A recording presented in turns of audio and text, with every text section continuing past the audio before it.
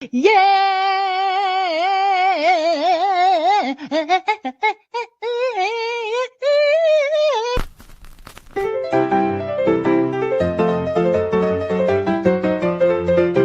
know what? I don't know what the is going on here anymore. Look, I have a dog.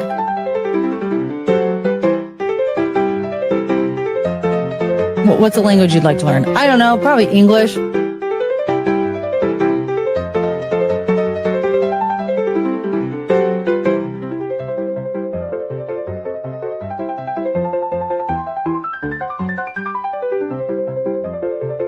Oh, hi. Oh my God.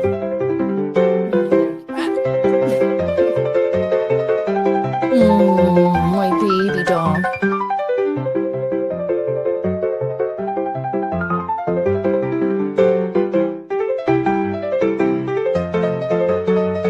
I don't know.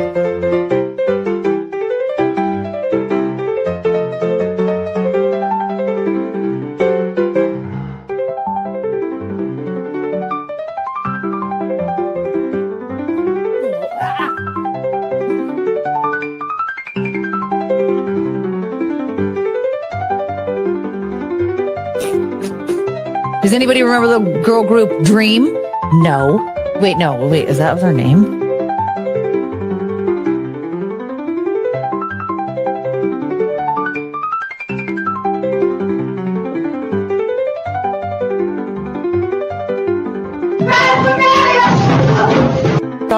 Forgettable. Running a country is very stressful. I was about to say special. What's wrong with me? Just because you had turned a year older doesn't mean you just get your ass eaten. None of this is funny. It's not that funny. Why am I doing this to myself? Oh my God, I have to giggle so bad. It wasn't even that funny. It's so sad how it hurts. I'm crying. Chungus hates it. I'm not crying.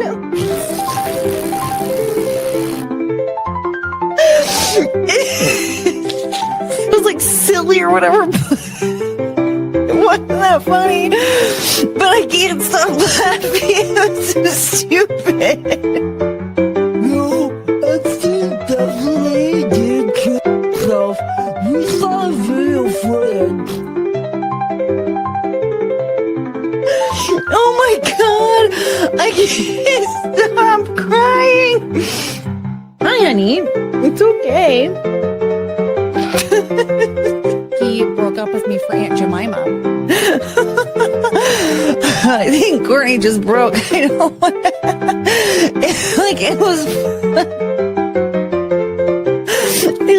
It was funny. Chungus, what's wrong?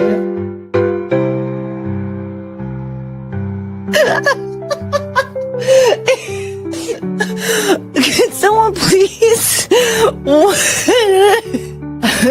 was gonna say, I don't know anymore. What's it called? Oh, my fart cone. Hey, what are you, man?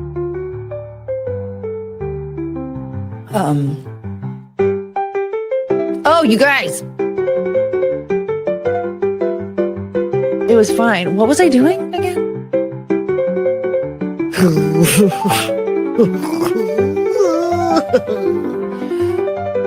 Poor kid. It was kind of his fault. I'm drinking my Coors Light. Kiss my husband goodnight. Then I got in my truck. And then I yelled out, "What the?" This ain't your typical honky tonk. So what I've gathered from this is that I don't know what I'm talking about. Yay!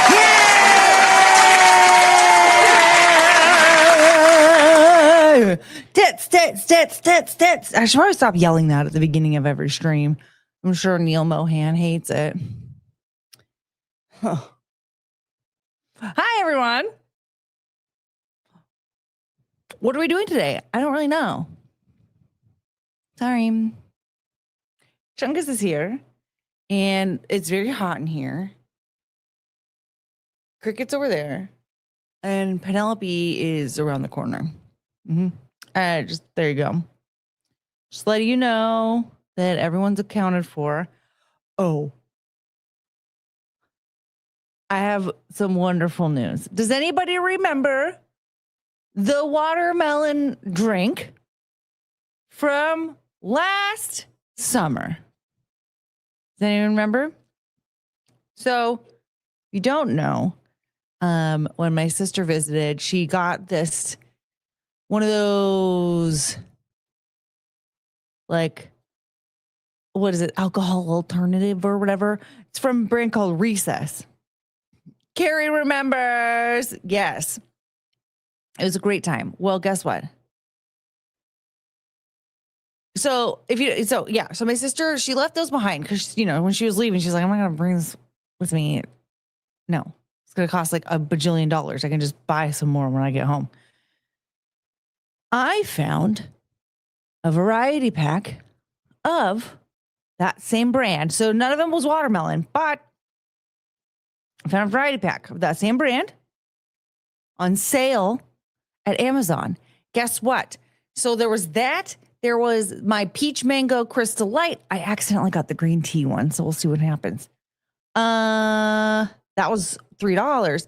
And then some electrolytes, okay?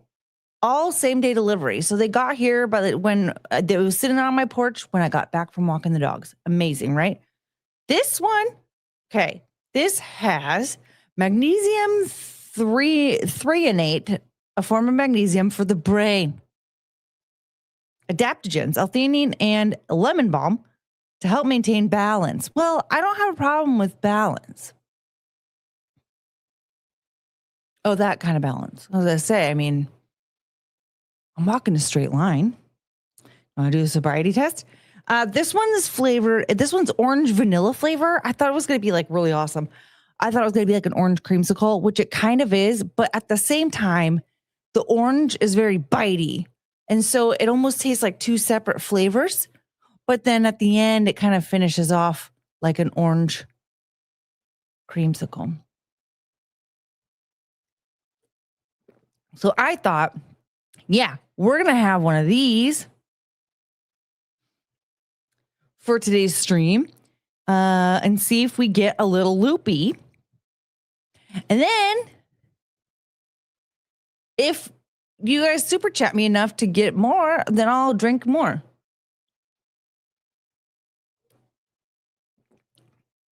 Maybe it's brain balance. Yeah, that's what they mean. But I like the idea that they're wondering if I'm sober. They want me to walk in a straight line. The best magnesium. Ooh. There's so many different kinds of magnesium. I think, honestly, with all the different types of magnesium, they all just need different names. Because you can't tell me that the person with sore muscles, okay, they need magnesium malate, all right? They're like, oh my God, I need magnesium for my sore muscles, okay? And they go to the store and they get magnesium citrate, thinking that's magnesium for the sore muscles. Now they're pooping their brains out. Let's hope it's not magnesium citrate. See, that's where I was going. Now you got diarrhea, cha-cha-cha, and your muscles still hurt. So they just need different names. Oh my God, you guys, we got a Red Bull. Ow, ow. Thank you, U-Haul, for the 99-cent super sticker. We're 99 cents in for the evening, everybody. All right, let's say hi. Oh my God, Sa! It feels like he died, Well, Get away from me! I like the guy in the middle going, burp. Courtney Russ, hi! Carrie R! Carrie! If you guys didn't pre-order her book, too late. Frank! I'm being dragged to see a movie against my will, so I won't be here. What movie? It'll be fine. I don't know if you're going to end up missing anything. Breathe Booker, hi. Courtney's Body Cam Watcher, hi. Scooter Smith, hi. U-Haul, hi. Uh-oh, we're going to get in trouble. Yoda be Pippin, our #1 news source. Oh my gosh.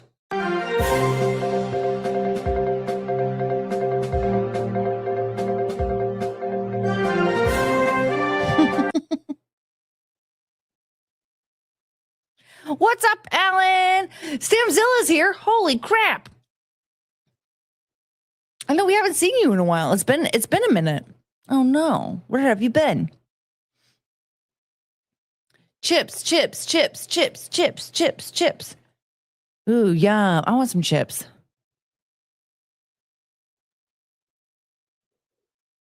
I don't have any chips.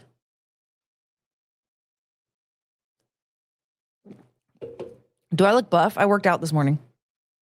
I worked out yesterday and this morning. My legs are tired. Yeah. McGuinevere!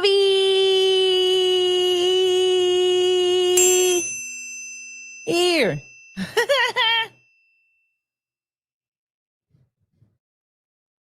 You're going to see Deep Throat. Oh, can you see that in the movies? Is that against his will? There may be a few copies left for pre-order. You guys, if there's a few copies left over for pre-order, you got to get it now. Comes out July 14th. I can't wait. Maybe we'll do a read along after it's been out for a while. We'll keep it members only. Something. I don't know. James Evans, Cool Ranch. Ooh, yum. I haven't had a Cool Ranch Doritos in... I don't remember the last time. My guess is I was probably a teenager, maybe in my 20s. Like, I definitely did not have a Cool Ranch Dorito in my 30s. Now I'm in my 40s. Yeah. Honestly, it's weird. It feels like my muscles are less noticeable today than when I worked out than before. I need to figure out what to eat for dinner. Well, I had a barbecue chicken sandwich earlier today, and it made me take a nap. Okay. After the stream, I am going to make salmon and rice, and I'm going to have some chopped cucumbers with it and my spicy mayo. I'm telling you, that is like, it's such a filling meal. And it makes me just like tap out of like fat people food. I remember like last week, I remember after eating it for like 3 days, my brother was like, I want fat people food, blah, blah, blah. And I was like, and he's like, what is wrong with you? What? We always get fat people food on Fridays. What are you doing? And I was like,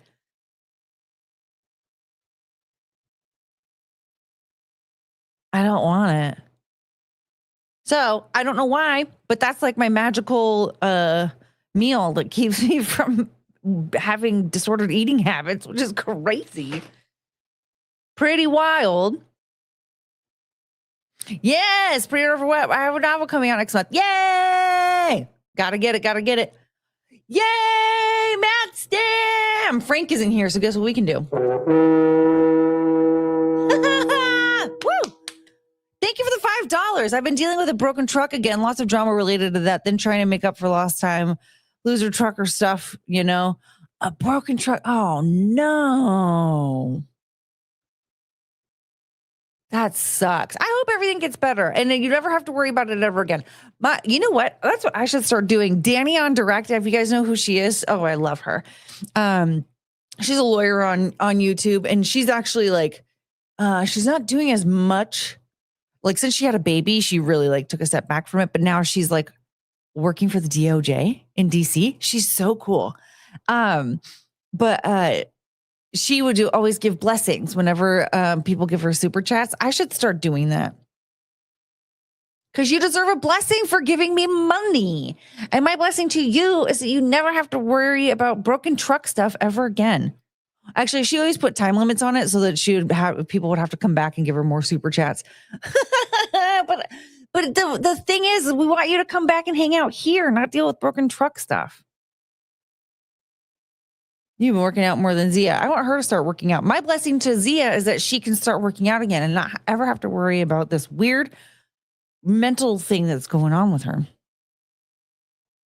More than potato salad? Potato salad makes me binge eat all the time. I'll make the potato salad and it's like a huge batch. It's like the bowl I put it in is this big. Okay? It's huge. And it'll be gone in like 3 days. I overeat. I overeat with the potato salad. But with the salmon, it's just like this much salmon, maybe a little bit more, because I'm used to like bigger portions. I've never had like normal regular portions. Probably like the size of my hand, roughly, almost about this much, and like a handful of rice, and then like 3 or 4 handfuls of cucumbers. And then and then I free pour the spice. I don't free pour the spicy mayo. I keep it on hand. And then I have like a tiny, like little spoons that I think were designed for babies, but they're metal. I don't know what they're for. They're just there. I don't ask questions. I use them. And I'll like put like a little dollop on here and there. Almost home. Yay! Be safe. Don't be crashing into stuff, please. Yay, magical salmon! You know what a really good source of protein is, actually, if you do vegetarian stuff, is seitan. Not Satan. He's not a good source of protein. But seitan, yeah. I can did it! Oh, I like this better. I can dig it. What's up, Andrew?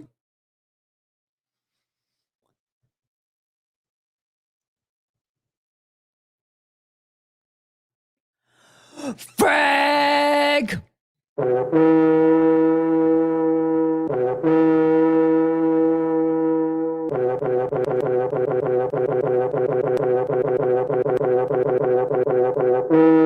Thank you, Frank, for the $20. Hopefully we're still here when the movie's out. Hopefully it's only like an hour long and then we can party. Have fun at the movie. We want to hear about it. I am shedding like crazy. Somebody help me. Is this a menopause thing? Am I in menopause? Sorry for mentioning that with your super chat still up, Frank. Thank you, Frank. Don't tell Frank what happened. I know, it's so funny because when I designated that to be like a Frank sound, it was like mostly just a joke. And then Matt was like, I want to hear that sound when I super chat. And I was like, it's Frank's sound. He's like, oh no, I didn't know the rules. So I know he likes that sound. Who has friends who haven't subscribed yet? Send them a link and get them to click subscribe immediately. I thought I deleted the one where I typed dumb. Oh, yeah. Chats,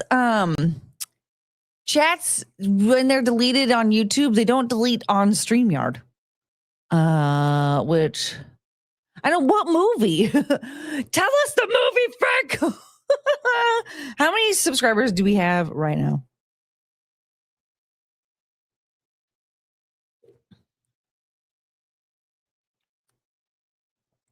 We have. Oh crap. I thought I had 953, but I think someone subscribed and then regretted their choice. Unsubscribed. That's a bummer. Can you please charge my phone? Charge my phone. Does anybody know a healthy alternative? So I made this shredded chicken and I have this barbecue sauce. It's like a regular, it's like 30 calories per serving. Serving. Okay. But once you throw in like the hoagie roll bread or whatever, and then like a bunch of cheese, it just becomes, oh, are you still shaking for $20? No, I forgot. I'm sorry. I'm an idiot. Plus Frank super chatted and then he left. But a deal's a deal. I need something else to add to it instead of making it into a sandwich, though, because it makes me tired and fat. Butt bush, da, da, da, da, da. Okay, so I'm very sweaty. That's a lot of labor. Okay, so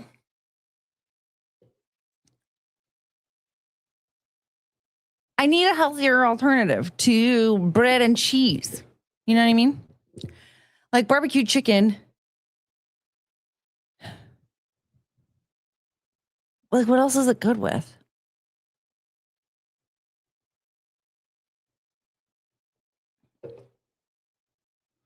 I feel like I want another one of these now. But I have my... Woo!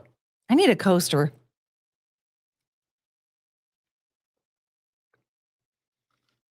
Or probably just like some glasses that are meant that don't condensate. Condensate.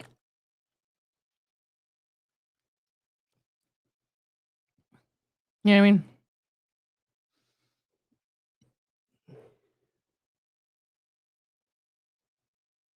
Tofu and romaine and lettuce. Why would I add tofu? I'm talking about my barbecue chicken. I want something to eat with my barbecue chicken. That's not bread and cheese. But I don't think that's how barbecue food is meant to be consumed. You know? Like I should just make some macaroni and cheese to go with the barbecue chicken. Just nap-inducing food. Like when I lift my glass up, and you can see like a tiny little lump. This is not a glass, this is a can. You guys want to say hi to Chunga? You started without me. We got the last 20 minutes in 3 words. Oh, so I got loopy drink. So the watermelon drink that I had that was making me loopy. I got a variety pack on sale from Amazon. So tonight we're trying orange vanilla. We are at $26 for the evening. We did reach 1 butt bush. Thank you to Frank. What else happened, you guys? Mac and cheese plus barbecue chicken sounds like a winner. Yeah, I just have to accept that it's like it's just gonna make me want to. That's more than 3 words. Oh. Well. What did he expect? What's in it that makes you loopy? I think it's got magnesium L-threonate, which is a form of magnesium for the brain. And then there's adaptogens, which is L-theanine and lemon balm. I'm going to tell you, years and years ago, I took this supplement that had L-theanine and lemon balm in it, and it made me sad. I would cry uncontrollably. So I'm sorry in advance, just in case. Yes, there's still time to pre-order to be included in the first shipment of Carrie's book. So pre-order Carrie's book if you haven't. Mag 3 and 8 is awesome. I take that and researched it a lot. Oh. So is this going to make me smarter? Because I feel like I'm really dumb. You guys, what if I've been in perimenopause this whole time and didn't know it? Like that time when I couldn't remember the word for pillowcases. I kept calling them pillow sheets. I mean, I was in my 30s and I feel like I was around the time that like perimenopause is supposed to be a thing. It's just, I don't have all those other symptoms. Like all of the other, my perimenopause symptoms, I've had them since I was 12. Like terrible sleep schedule. Ah! Crockett.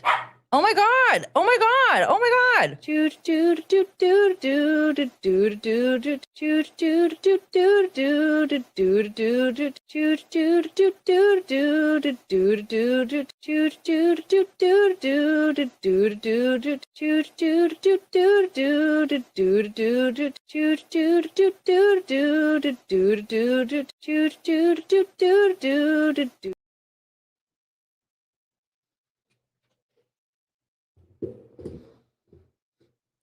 Magnesium L-threonate sounds like the most made up corporate BS in the history of ever. Magnesium. There's all sorts of different forms of magnesium. Are you okay? Yeah, everything's fine. Cricket's just Cricket demands attention. Cricket just wants to go fight crime in the living room. Dude, they've been so annoying all day today too. I couldn't hang out in the living room with the dogs. I couldn't do it because my neighbors across the street have like a gutter guy or something. I don't remember, but somebody there at their house doing some type of service. And anytime that they made any noise, the dogs were just blah, blah, blah, blah. I'm like, oh my God, pipe down. No one cares. Ah. Do you guys want to do Daily Bandle? Let's do Daily Bandle. And then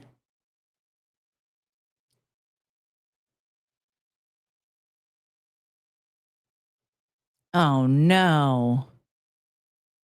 Who here is Gen Z?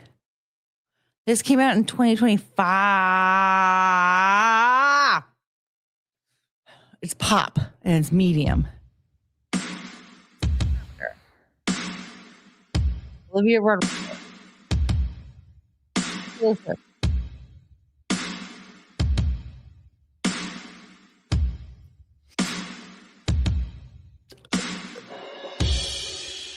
I've never heard this song before.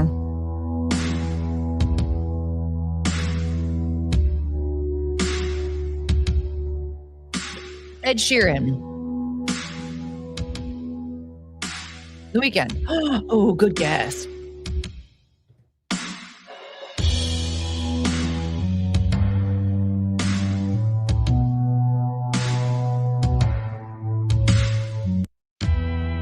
It's not The Weeknd. Some dead rapper. Okay.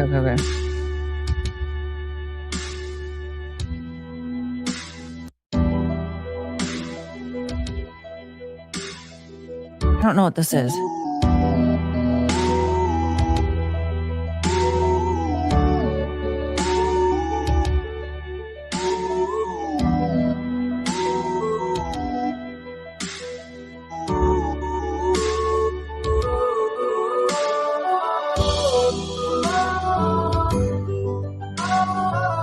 Okay, the clue is oh, they have Instagram. Imagine Dragons.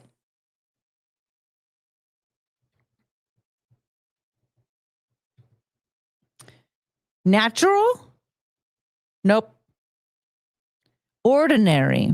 Okay. So much music of the last 10 years sounds like this. I know.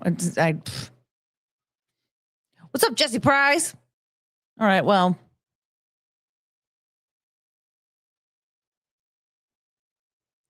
That was a bust.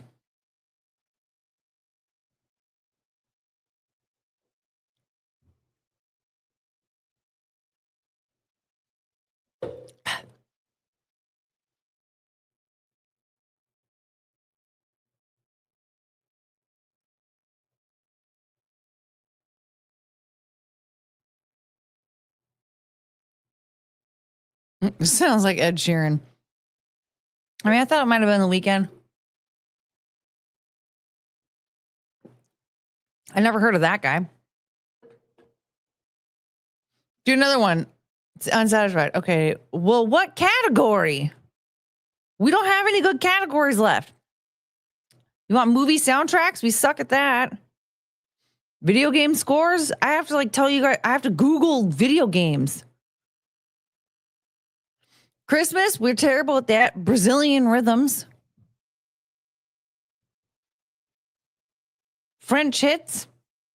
Movie soundtracks was good. Maybe I was just too tired at the end of the night. All right, this was born in 1983. It's pop dance rock, and it's easy.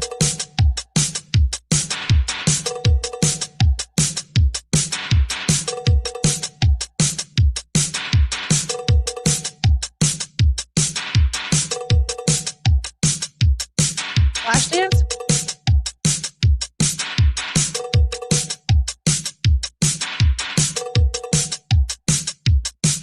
Yay! Ooh, you guys, look, we got another Red Bull. Oh my gosh, thank you, Scrotum Face S9M, for the 99-cent super sticker. Oh, these names. They're fun. All right. There we go. Got it on the first try. Woo!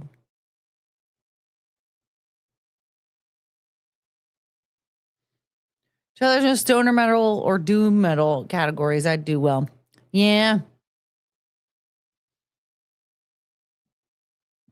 It's really blue for you, but it's red for me. And so I get to pretend it's a red boy. And I get to pretend that I just made $200 today when I didn't. I made 27, which is still pretty cool. Yeah. Yes, I didn't prepare anything for today. I ate a barbecue chicken sandwich.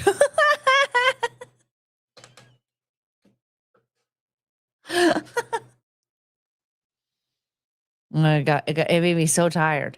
And also, like, I had to keep myself close, like, more in my room more, and it made me tired because my blasted dogs would not stop yelling at the neighbors. That's good enough preparation. Yeah, eat a sandwich and fall asleep.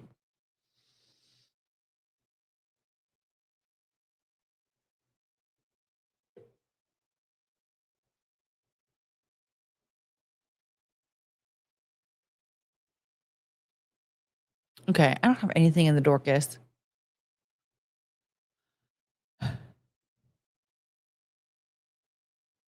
Nothing new in the Dorcas. I'm kind of bummed because I was hoping that we could read like one or two articles. You know me, I like the like weird headlines.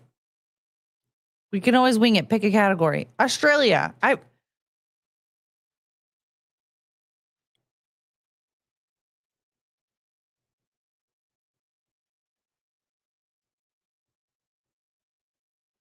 Scrotum face, you sound like a real upstanding fella.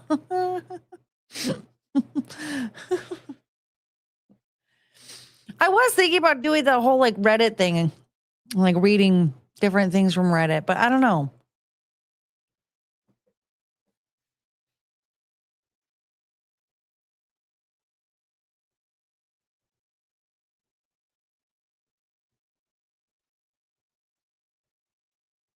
Yeah, well, then there's like also this headline, they're a female cop. It's kind of on brand for us, but I feel like YouTube is going to get mad if I talk about it.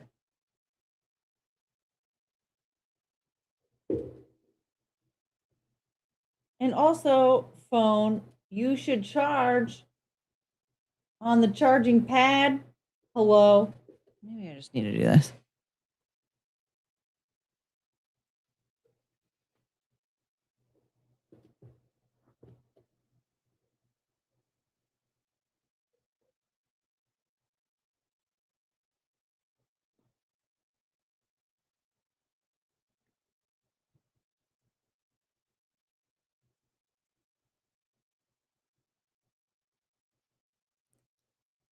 So, this here, it's from Not the Bee. It says, report, female cop shoots Jewish rabbi outside of P-Hub office in Canada while hiding from Marxist gunmen who killed immigrant officer named Mohammed. Holy crap. The video is terrible.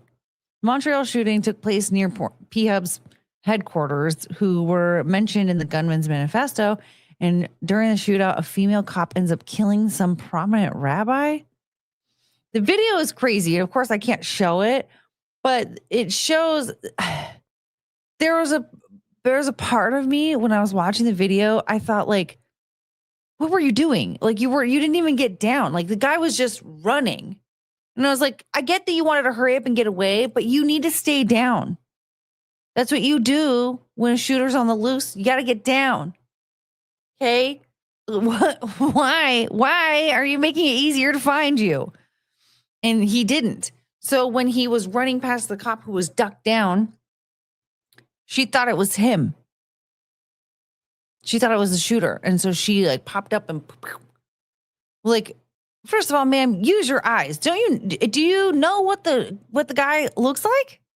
Also, again, use your eyes. He didn't have a gun. You could like clearly see that. Hello. So a lot of people are in the wrong here. Obviously, like a cop needs to like use their noggin a little bit better, and needs to be able to like think clearly, in a stressful situation, right? That's why I'm not a cop. That's why nobody here is a cop, because we would all be bad at it. Okay. I'm sorry, but it's just true. Okay. All of us too neurodivergent. We would all end up like this lady. So your brain has to work a certain way. Hers was not working properly. The one thing with this guy that it just irks me so much was that he was up and like full speed running as if he was trying to attack someone. I get that he wanted to get away. Yeah, I get that, but you got to get down. Learn how to bear crawl, buddy. Okay, I can see chat doesn't care about this. Never mind.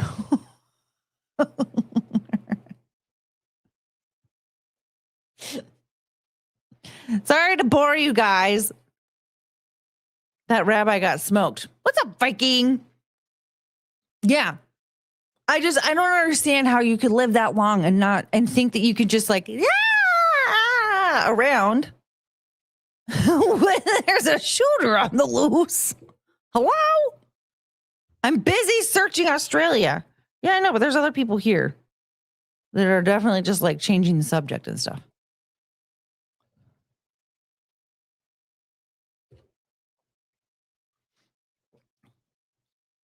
Let's look at this wholesome video. How about that? We like wholesome videos here.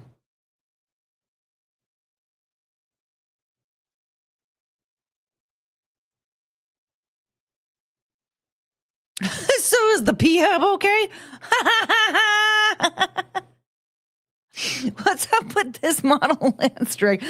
I got a copyright claim, not a strike, from Tyra Banks, and then the lady that was talking, the food lady that was talking about the corn. So I was trying to figure out, like, what is this ramen thing? What is that? Then I realized it was the lady that was talking about the top ramen with the cheese. Some people have no situation awareness at all.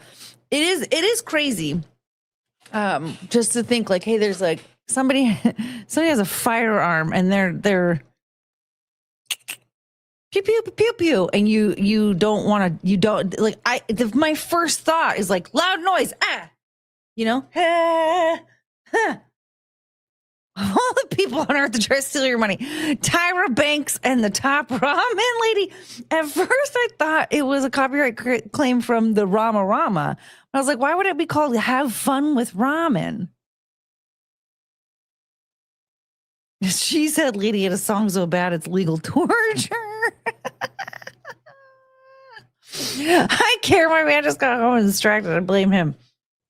It's all right. It's all right. It's all right. Listen, if we're talking about something that you guys don't want to talk about, it's fine. I can change the subject. There's a cute dog here. There's a cute dog right here.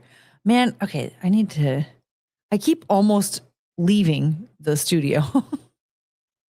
Because like when you Like I had the window kind of shrunk down, and so it like shrunk all the buttons down and like lined them all up different. And it like the leave the studio button is in the same spot the share screen button usually is.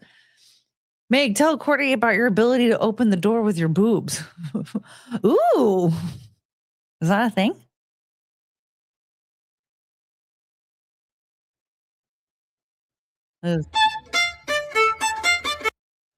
Oh, those are always those stuffies. He wants to play with them.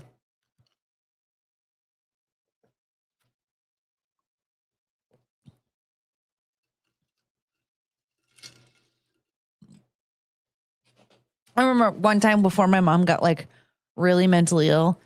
We were going out. It was me, her, and my sister. We were going out somewhere. I think probably to lunch or something.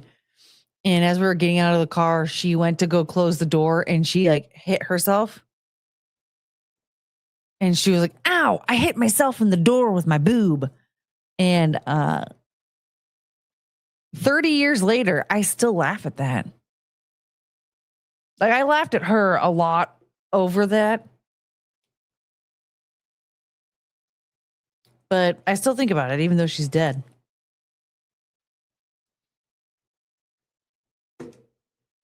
Yeah, tiny wigs. Yeah. Those are like chunga legs.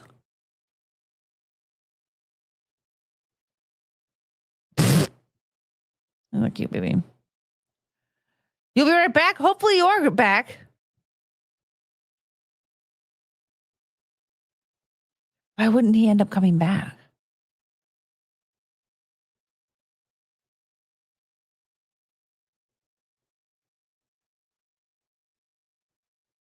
Why do people care that much about Shania Twain?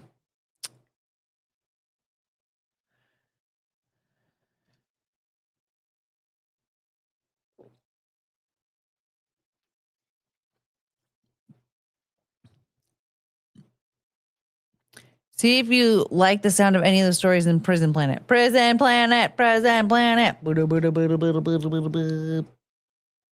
Choose your destiny. Rum Rebellion. I like the title. I feel like, should we try all of these? Battle of Brisbane. Ooh. We did number 2? Oh, no wonder I like it. When Allied soldiers rioted against each other in the streets. Henley on Todd Regatta. The world's only dry river. Only dry river boat race? Oh my God, that sounds amazing. I'm not going to lie. I've been watching like old videos about like defunct theme parks and stuff. Action Park is one of my favorite stories. And so that just like triggered like a dopamine rush. The dry boat race. That sounds like something that would happen in Action Park. That was the world's biggest bar fight. And my mom wasn't there? Oh man, I bet she's pissed. 1942, that was before she was alive. That was my mom's like favorite pastime was bar fights when I was a kid. She was like always getting into bar fights. I'm surprised she wasn't in jail way more often with how many times she like drunkenly wrecked a car or crashed into somebody else, got into bar fights. It was crazy. Class action. Yes, Class Action Park, Traction Park. Such a funny story. I mean, it's sad because like there were people that got severely injured and like killed and stuff. But it's just so funny to me how like absolutely dangerous that place was. Like it's just like my first thought every time I hear anything about it, I'm like, that's like my drunk uncle. That's what he would have in his backyard if he had a backyard. Your mom sounds awesome. She went off the deep end, and was no longer awesome. But remember, Courtney, the drunk lady attempting to open doors with her chest, and I said, I've done that before. Oh, the lady that got arrested for DUI? I do remember. Was she the type to instigate bar fights or participate? Both. She was not a pleasant drunk. The thing is, actually, she was like fun when she was drunk until she wasn't. One little whoop, and it was all over. And what's crazy is she had like boyfriends, right? And they would go out partying, and like they would also get into bar fights like with her. And I feel like after the first time, you should have left. What? Why were you continuing to go and get into bar fights with my mom?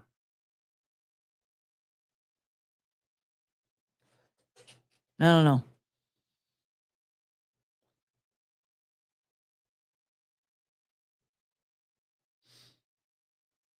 You're lucky your mom wasn't on a body cam video. Yeah. I mean, she died shortly after they became popular. Popular.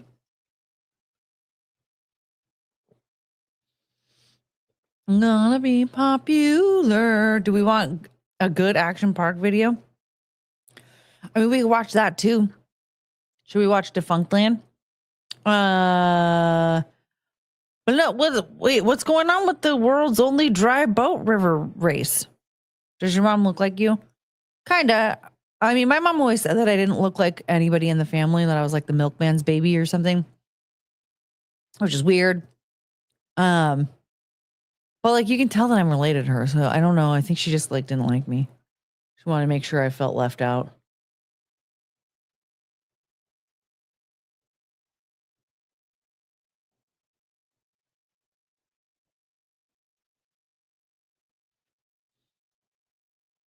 So, like, you know, you can tell that I was related to her. But she was definitely like taller and way thinner.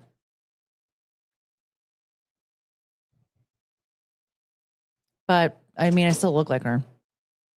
Hello? Did you decide to come out of hiding?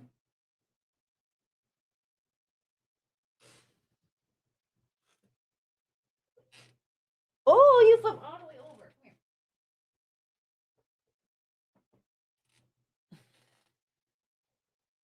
Come here. You're dumb. I like it when she wants to sit on my lap like a person. This is my toddler dog.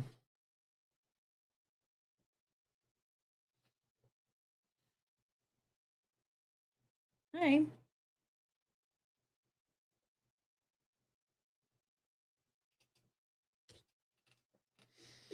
Is this suddenly a member stream? No, it's not. If you knew Floozy like I knew Floozy. I forgot to look for my mom last members only stream. Maybe next time. But I think it depends on who shows up.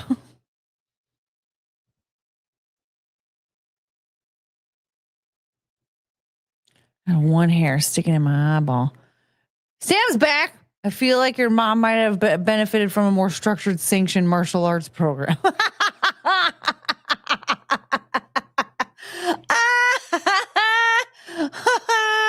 That's funny. My mom taking martial arts.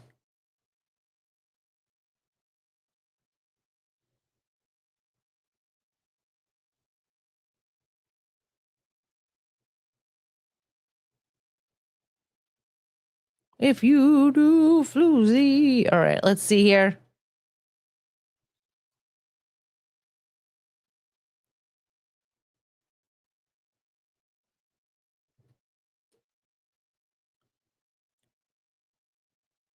Let's see what's going on here.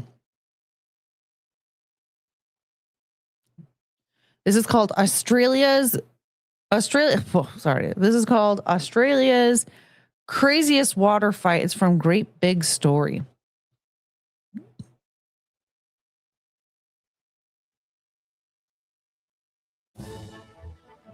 For hundreds of years, pirates, Vikings, and Navy boats have battled for every inch of the 7 seas. And now the battle is spread to the shore. New captain on the Navy ship this year, and we're coming for you. You better be ready to be beheaded. Prepare to get wet with your own blood.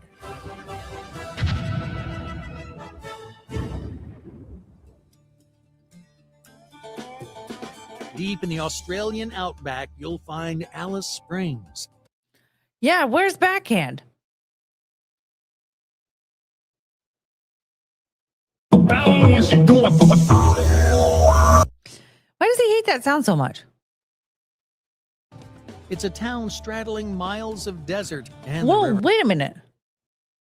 Alice Springs.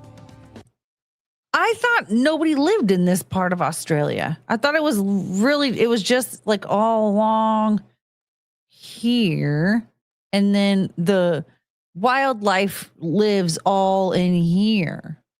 Somebody actually lives here?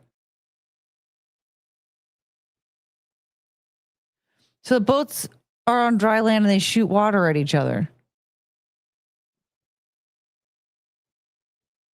I can't believe people live there. It's a town straddling miles of desert and the River Todd. Well, river is a strong word because the Todd, it spends most of the year dry.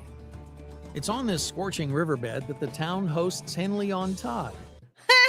My Australian geography knowledge comes from Outback Menu. The world's only dry riverboat race.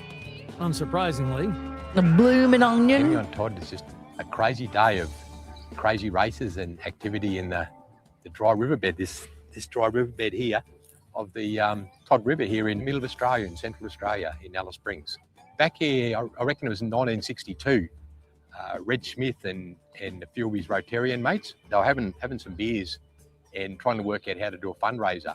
They came up with this idea of having a boat race in the Todd River. And then they thought, well, okay, we do that, but how are we going to move these boats? And Red said, no, what we'll do is we'll cut the bottoms out of them and we'll run inside them. There's so many events go on the day. The finale of the event is the Battle of the Boats. They're actually proper boats, but underneath the boats is generally it's a four-wheel drive, and that's how it's powered. It's the craziest thing you can imagine of 3 boats. 1, we've got the Navy, 2, we've got the Pirates, and 3, we've got the Vikings. let's meet the teams. The Navy is the best boat and crew in this battle. We've got the best moral fibre. We've got the best standards. Only an Australian could go on and we would die on the battlefield for each other. On the pirate Did you say ship, an we've R got correctly? 52 cannons. We've got a gunpowder match. We put the match in the bottom. We pack it with an unmilled flour. And along with that, we have a lot of water bombs. Vikings have got to be the best team because we're not afraid to go to battle. We're probably the goofiest, so we'll just run around town and make people laugh and do silly shenanigans. This is our winning trophy from last year. I don't plan for this trophy to go anywhere this year. We'll be drinking out of it again.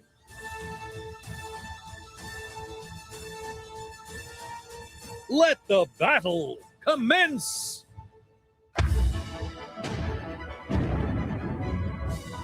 The final battle is the greatest water fight that you could ever experience in your life.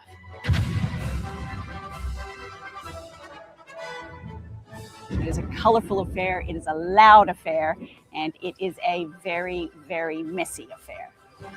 Okay, so why is that lady talking like an American? Also, KFC is sponsoring this? How are they moving? Well, first they said they cut out the bottom of the boats and they walk, but then also he said that they're like 4-wheel drive boats. But look at this. Look, KFC is sponsoring the pirate boat.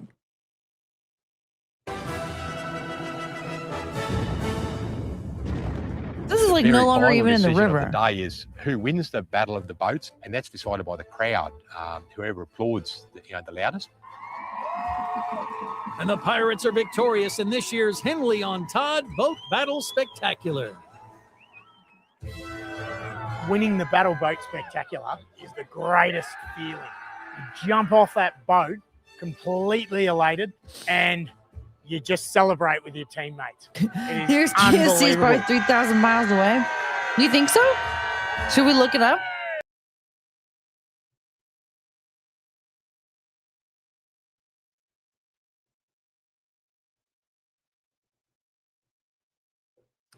Is KFC in Australia?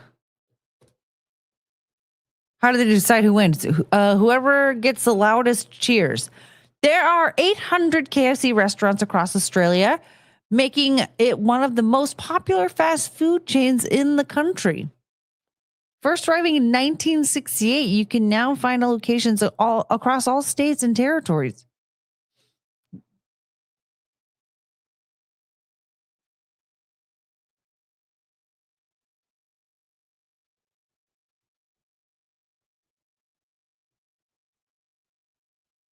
Select a restaurant. Pickup. Alice Springs. Oops.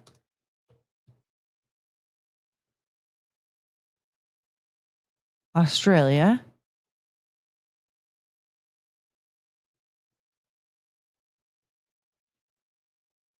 There's one at 9092 Todd Street, Alice Springs, NT 0870 Australia.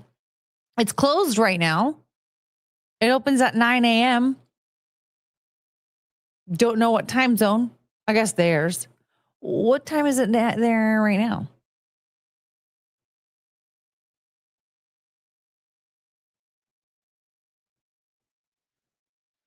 What time is it in Alice Springs, Australia? It's 8:30 in the morning. Okay, so we have a half hour before we can order KFC from Alice Springs.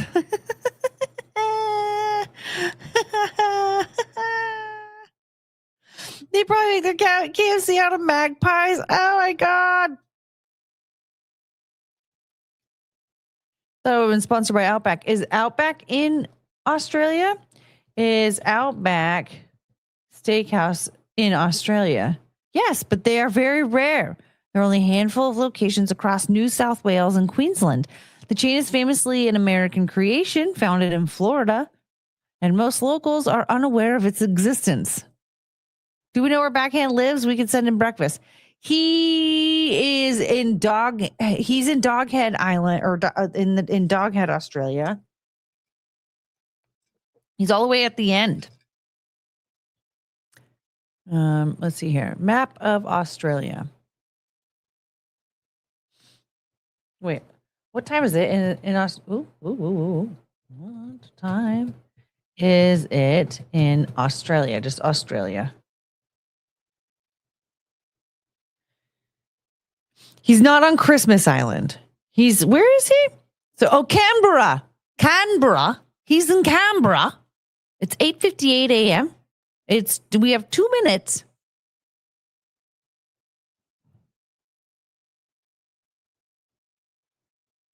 Why is his time zone different?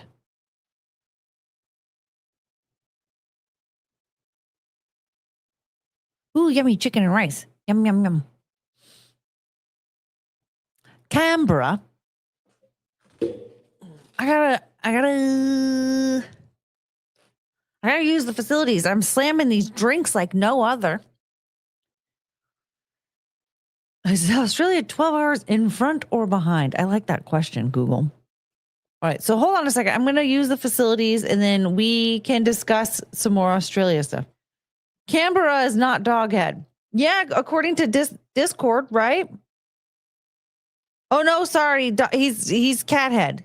Oops, I got him backwards. Canberra is Cathead. Oops, I screwed it up. I got him backwards. Yeah, he's in Cathead, and he's all the way at the very end.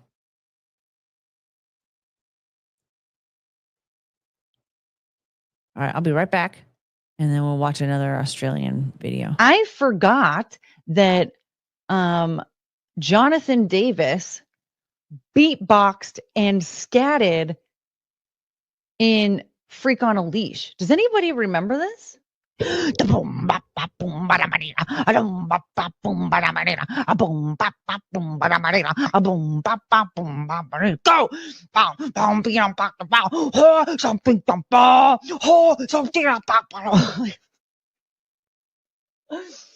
That guy became a millionaire from that, by the way. Here I am doing that for free, and homie was getting millions of dollars to do that on stage every night.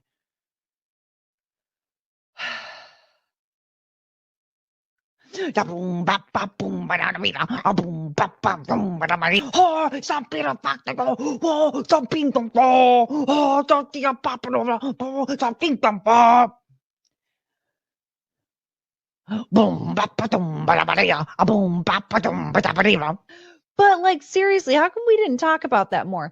Jonathan Davis is over here with his dreadlocks.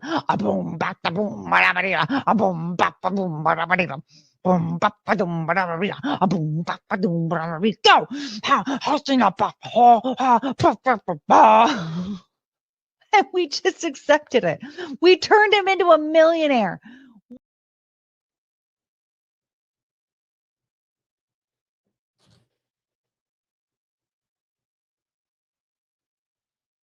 Okay. Are we ready?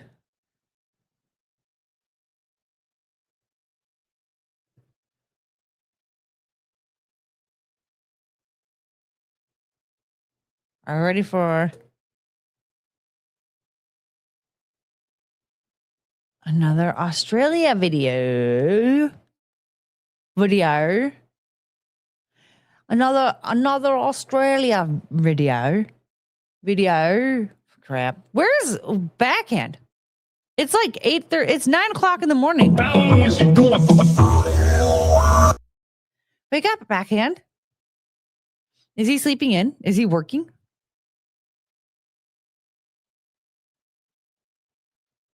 All right. Anyway, this one's called Henley on Todd, Australia's craziest regatta.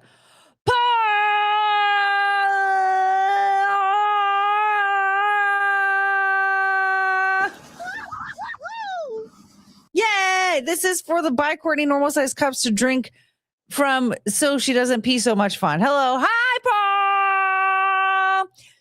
Thank you for the $19.99. Guess what this means, you guys? Ow.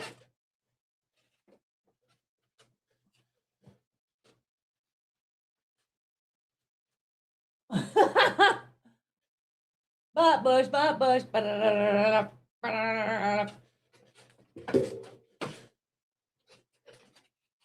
Yay! All right. We're like almost halfway to Cleve today. Something like that. I'm shedding so much. I've never shed like this before. This is not good. All right. But Paul, here's the thing. No matter how big my cups are, I'm going to be slamming these drinks. I'm not sure what just happened. So, Paul, in Oregon Trail, sometimes you get dysentery. And so we came up with this new concept that when you get dysentery and you wipe your butt, you have to wipe your butt on a bush. So that is what we call butt bush. So for every $20 we get, you get a butt bush. Paul doesn't know the butt bush lore. He wasn't here for Oregon Trail. He hasn't been here for Oregon Trail. So he doesn't know that we discussed at length what would happen if you needed to wipe your butt with dysentery. Fun fact, I always make it to Oregon without killing anyone. I don't. In fact, usually I just kill Russell. Yeah. For some reason, every time he's on the wagon, he dies. He also gets a broken arm from jerking off too much. And then he dies, which is crazy. I can't say the same. That's so amazing. He's on the wagon. Well, I think Meg survived last time, but there was the one time when she definitely didn't. But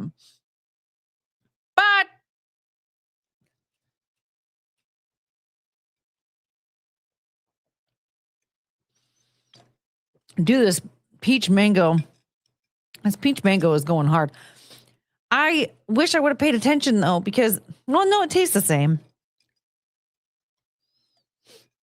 Doesn't Russell also run off and get lost? No, Frank does. Frank runs off and gets lost. And then Healer died for no reason. Fun fact, Oregon Trail and getting to River Todd party is the same thing. Frankly, last time Frank wandered off like 2 or 3 times. We lost like a week and a half because of it. We lost actually more than that, because then I had to go hunting again because we kept running low on food, because I would get us like a week of food and then he would run off. So then I had to go get another week of food, and then someone would get sick. So I had to rest, and then he'd run off. Like, oh my God. We have all fallen victim to jerking off too much. Yeah, so it seems. I don't know what the broken legs were all about, but the broken arms, we know exactly what happened. Where's Healer? Is he ashamed of his poof? I know he hasn't been here since I yelled at him. Hera was thinking he had a yelling fetish, but maybe he's actually mad at me because I yelled at him. But like, why did he do that?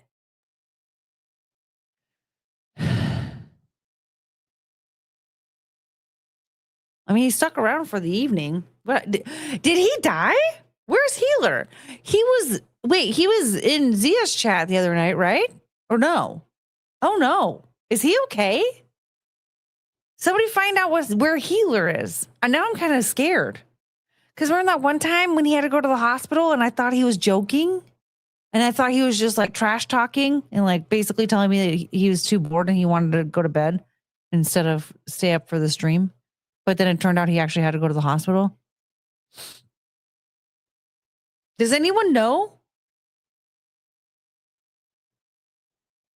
Note to self, not everyone can handle Dom Courtney like Paul. He was doing it on purpose, though. He was doing it on purpose. He was getting an attitude with me, and he was wrong.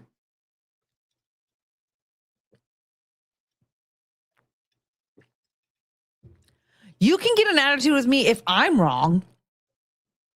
That's fine, but you get an attitude with me and you're wrong,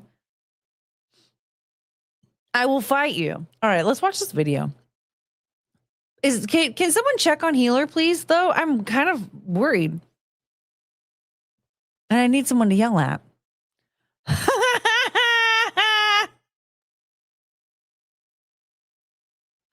That's the good stuff. Fucking Healer. He did make me mad, though. Don't get an attitude with me, Healer. Well, you're wrong. He was definitely wrong. I know I'm an idiot, but I was not wrong that time. Okay, so this one is called Henley on Todd.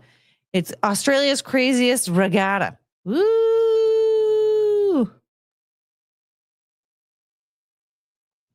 Billy! Paul is requesting to be yelled at in the interim. He did pay money, and I did say I wasn't falling prey to Healer's yelling fetish anymore until he starts super chatting. So Paul is in the lead here. He did it right. You super chat, and then I'll yell at you.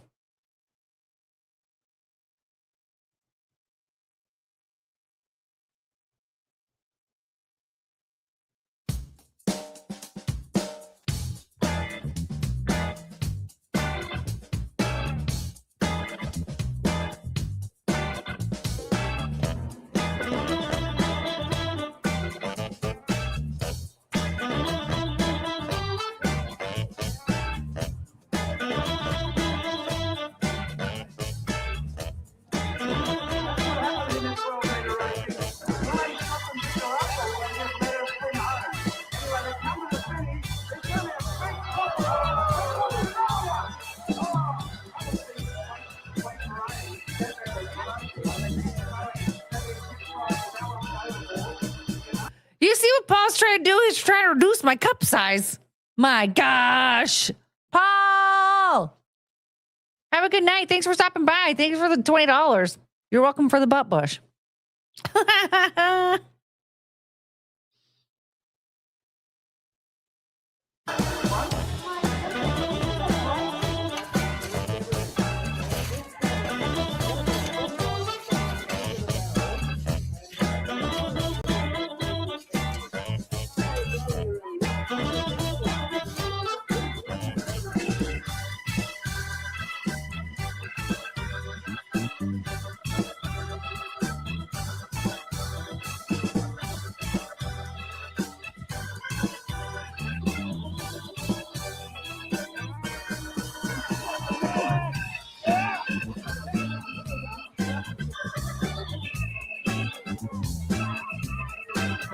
Oh, this is cute. Oh, that, uh-oh. Ah! I don't like this one.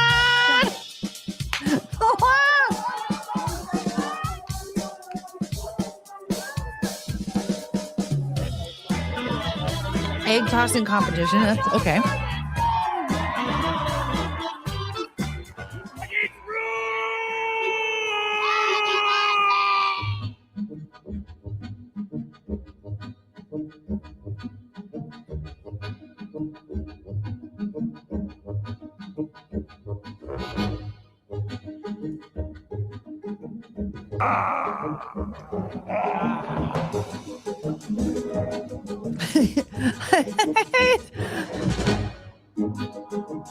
How did you do for 3 days of wah, wah, wah, wah, wah? Crowd favorite in this year's bring your own boat race was a dad in a barrel. Oh, that's cute.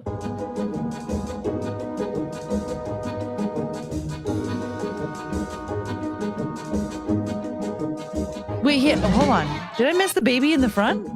Oh, I did miss the baby in the front. I was wondering. I was trying to figure out what was in the front. I was like, what is this? Why does he have like a candlestick thing? It's a baby.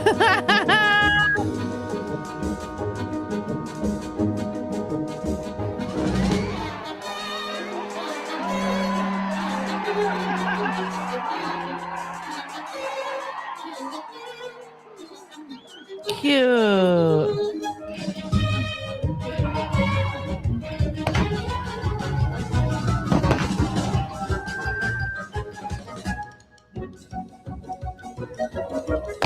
So these are like cars where 3 motorized battleships pelted each other with flour bombs and water cannons. I know, this sounds like fun. We should make a trip to Australia. We can get Backhand. Backhand will be our tour guide. He's probably never heard of this place before, though. Which is fair enough. Australia is huge. There's like, I mean, that would be like expecting me to know about like an event in Utah or something, right? Like, I don't know. I couldn't even name a Utah city off the top of my dome. Hold on. What city? Truth or Consequence? That's in New Mexico.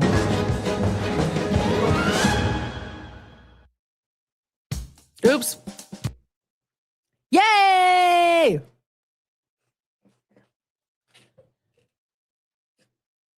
Hello? What are you fussing about? Today, Chunga started coughing and I started petting her and then I started yelling at her. I was like, this is what you do when someone you love is coughing. Yeah. But you should know. You should be nice to me when I'm coughing. Instead of getting up and leaving me. God, you are so... Dude, she's so cute. I love this dog so much. Backhand tours are kind of limited. That's the other side of the window. I would take a backhand tour. That would be kind of funny. He's the tour guide, but he knows as much about the area as I would about like New York City. Oh, she's okay. Oh, she's fine. She was just hanging out and she was like, for some reason. Yeah, you're fine. You say hi?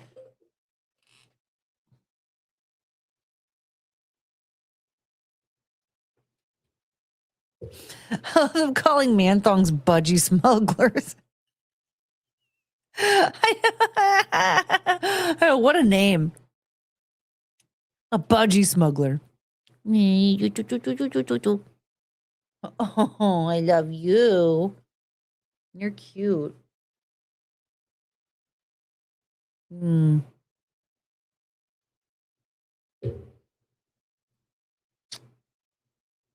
Hi, you're very cuddly. I love you so much. Oh, I love you. You're my little angel.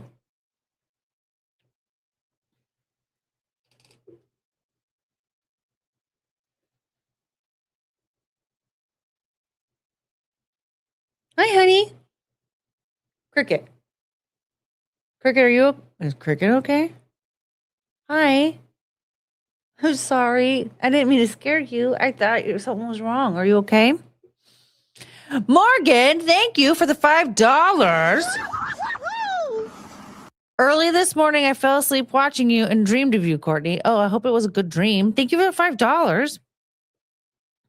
Budgie smugglers.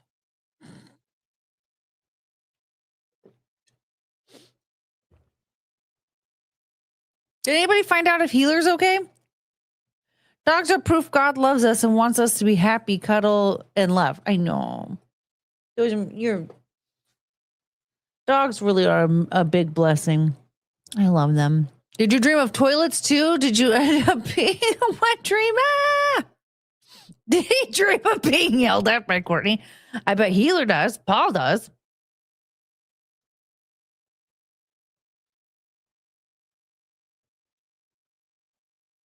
I've banned some people for having yelling fetishes because they were like obnoxiously rude. And like, again, not giving me money. Take your broke ass home. No.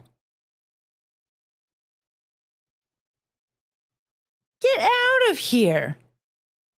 No.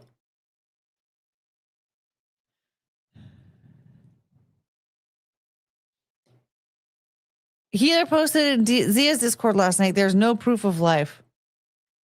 There's proof of no life. What? So he's dead?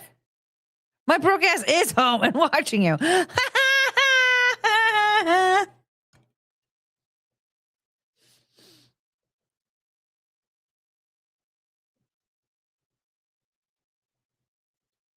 Man, I need to deep condition my hair. I'm getting raggedy up in here. Okay.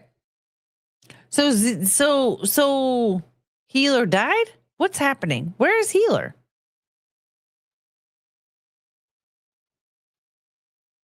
Wait, let's see.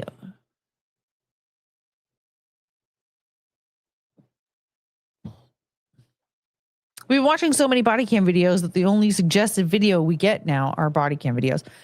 Backhand! Yay! Oh my gosh, backhand. Have you heard of the dry boat races in Alice Springs?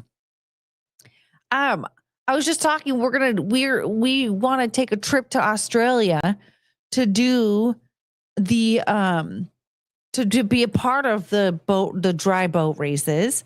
And so then I was saying Backhand could be our tour guide, but he probably has no idea like where like anything is in this area because it's so far away from where you live. I was like, yeah, I could probably, that'd be like me taking you guys like on a tour somewhere in Utah. I don't know where anything is here. Well, Backhand. Okay, we have to show him. We have to show Backhand. We'll watch the first one again. This looks like fun. Actually, let's watch the second one again.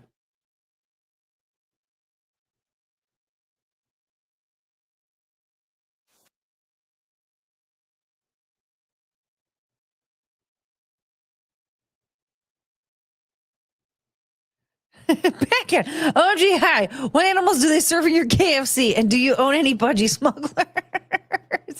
Man, Lounge, you're such a good interviewer. Backhand, did you like just wake up? It's like 9 o'clock or something there, right? I have so much hair coming out of my head. You don't own any budgie smugglers, Backhand? Is the world's craziest sporting event just took place in Alice Springs. He did just wake up. I knew it. We were going to send you some KFC. It's winter here. Oh. So it's probably like still dark outside. Henley on Todd Regatta has been held for 58 years on the dry riverbed of Todd River.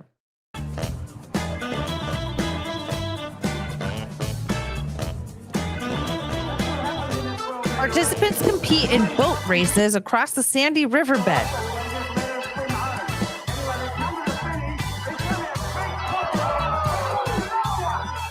This is so cute. Yeah, not dark, just cold. I don't want to get about. Yeah, dude, morning cold sucks. Nighttime cold is great, but morning cold sucks. Okay, you got to fill the barrels of sand. The event also features sand shoveling competitions.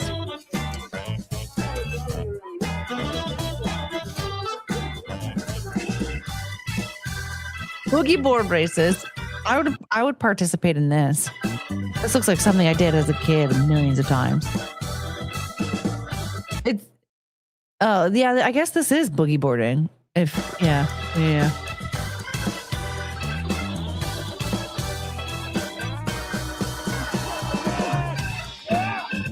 Races on water skis. I like this one. This one would lead to me ending friendships, though. I feel like that I would be really aggressive and mean to everyone around me, and then they'd all be like, we don't want to talk to you ever again.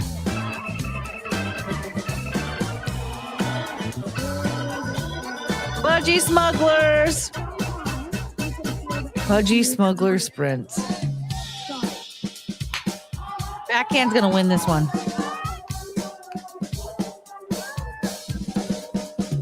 An egg tossing competition.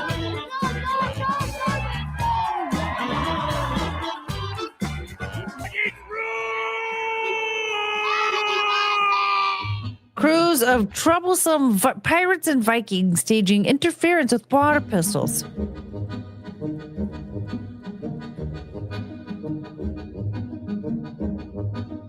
The day kicks off with a street parade through Todd Mall.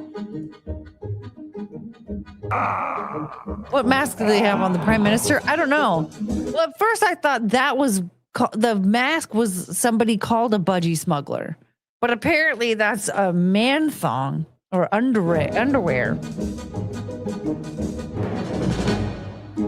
Then there's this one. This man in his barrel. Does Healer have a summoning sound? No. We just have to leave him for dead. I don't know where Healer is. I think he's dead.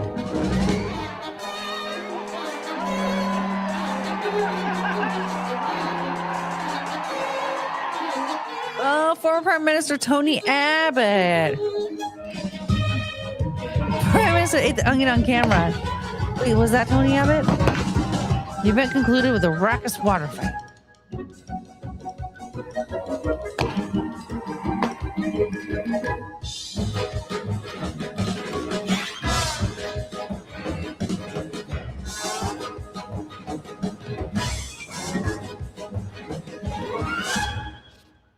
Billy, that's not 3 men in a tub. That's a man and his babies. Man and his babies. I feel like this loopy drink didn't make me as loopy. Should I try another flavor? There's tropical beach island something, so it's probably like coconut pineapple or whatever. I saw the hats, the butcher, the baker, the candlestick maker, but that doesn't make those people men. They're still babies. Morgan, thank you for the the other $5. The other. What? It felt weird waking up from someone's arms and then awake and realizing you were just with your crush. Oh my. 5, 10, so 15, 16, 17. So we're at $37, right? Yeah, we're at $37 for the evening. We are, no, we're not. We're at $57 for the evening. We're $3 away from another butt bush. And $47. Wait, what did I say? No. Hold on. What did I say? 15, 16, 17. Okay, so we're at $57 for the evening. We're $43 away from Cleve. We're $3 away from another butt bush. The nursery rhymes say 3 men in a tub. Courtney, it doesn't matter if they're babies. Oh, okay.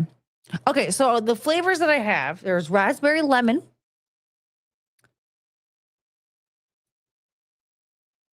Tropical something or other.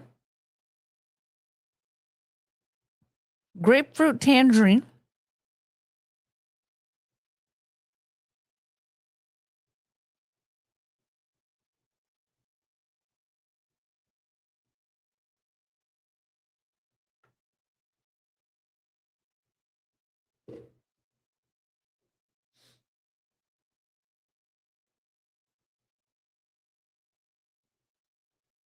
What flavors?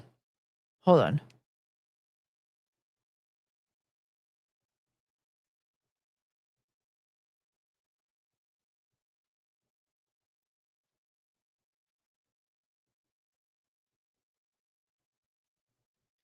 Okay. Oh, there's strawberry rose. Okay, strawberry rose, tropical bliss. We already tried the orange vanilla. Hello. Oh, grapefruit tangerine, lime citrus, and raspberry lemon.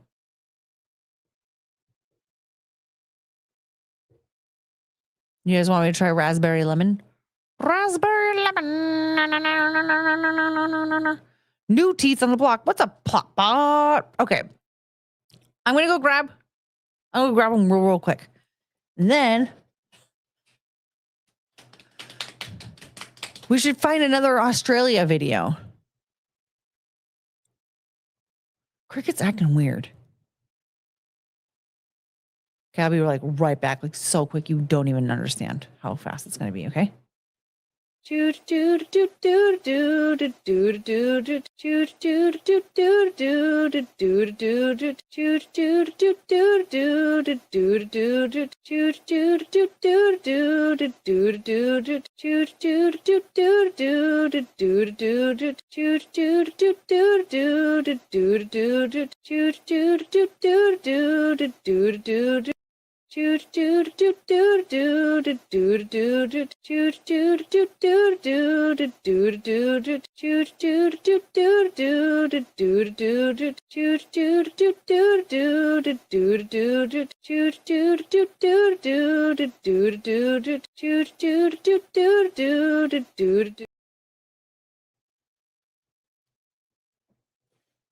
Look who I found. Oh.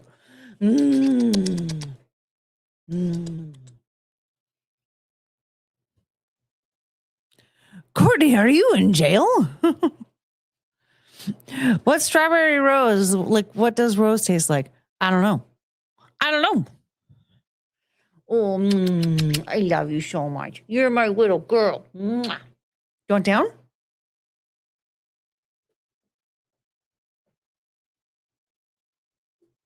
I don't know what you want. Come on, Chooch. Come here.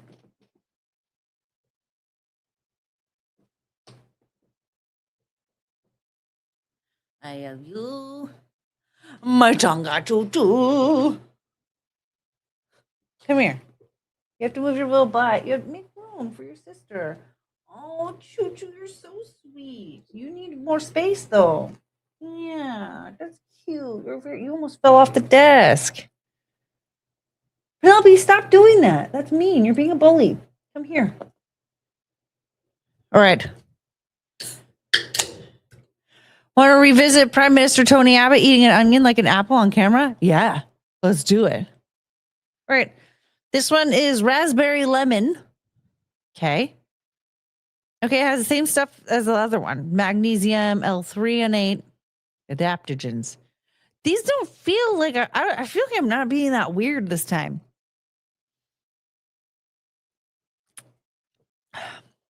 Maybe this is a waste of money. This is pretty good.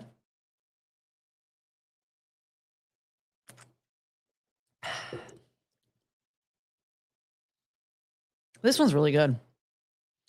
The thing is, like, these flavors, they taste like the fresh version.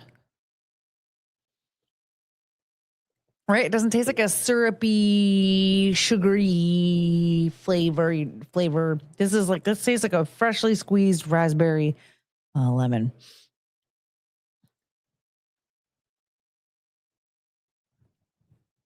He's up above 223. Oh, okay. Wow, Lounge is just like...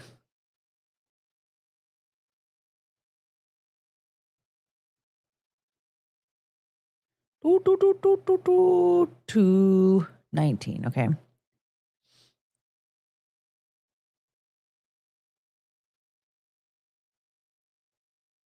$221.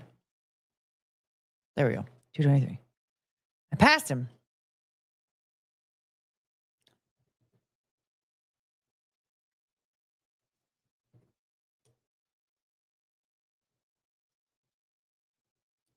All right, here we go. Tony Abbott explains why he ate a raw onion.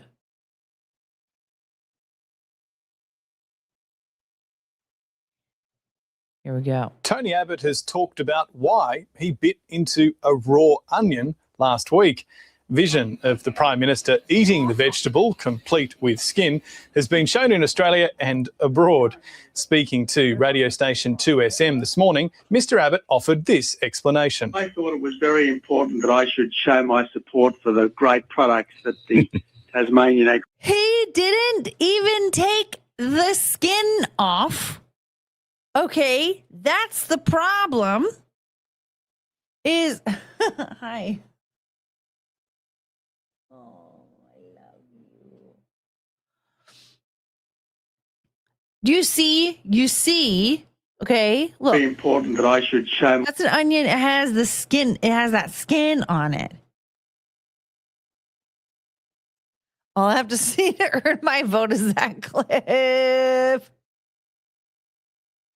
Yeah, why didn't he take the skin off? He didn't take the skin off. I knew someone who used to eat like raw onions. And so like he would bite into onions like they were apples. And he would eat them like apples. But like, oh my God. You're ferocious. I love this dog so much. Because he's a man. Did this happen a while ago? Yeah, but we're watching it now. My support for the great products that the Tasmanian agricultural industry produces, and I enjoy onions. I normally have them cooked on the barbecue, but I enjoy onions. The industry group Onions Australia is trying to cash in on the publicity. It'll deliver the PM a basket of onions, a list of onion recipes, and a cooked meal featuring onions to promote its campaign to get shoppers to buy local, not imported products. Wow.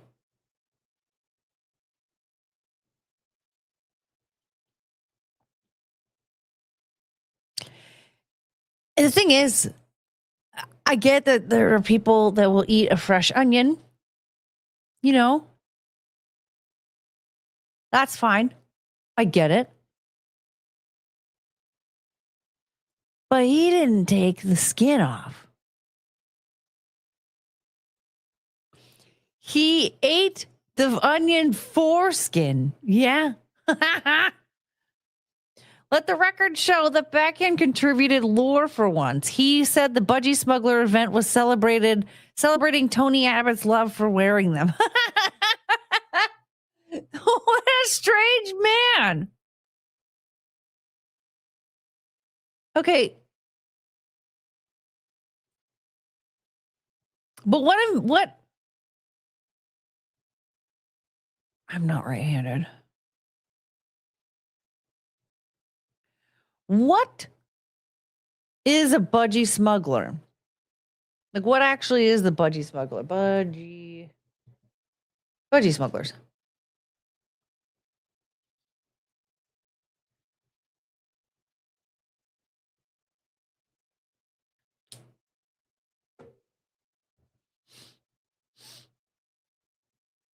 David said those particular types of onions to eat raw with skin on, flavorful. It was washed at least.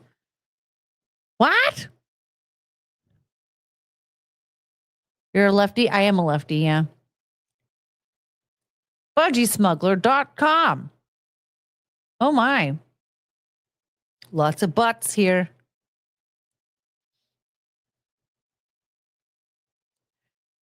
Look at this. Look at these budgie smugglers. Budgie smuggler. Oh, little kids. These are the ones I'm after. Budgie smugglers. So is this a brand?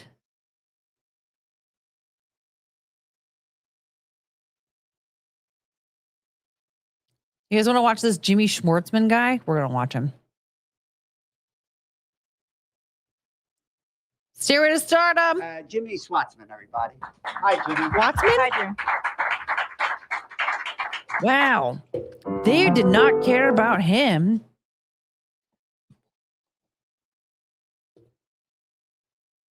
See that? Jimmy Schwartzman, everybody. Hi, Jimmy. Hi, Jim. Strange. There is a brotherhood of man, a benevolent brotherhood of man, a noble tie that binds all human hearts and minds into one brotherhood. What camera? Of man. What's happening? Your lifelong membership Why? is Why are free. Keep forgiving each brother all you can. Oh, aren't you proud to be in that fraternity? The great what's this big camera work? brotherhood of man. There is a brotherhood we really needed of man, a benevolent brotherhood There's Tony. of man, a noble tie that binds all human hearts and minds into one brotherhood of man. Your lifelong membership is free. Keep forgiving each brother all you can. Oh, aren't you proud to be in that fraternity, the great big brotherhood of man?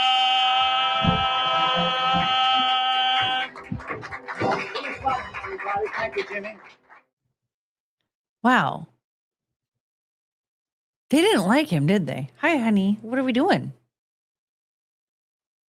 Hello? Hi. I love you.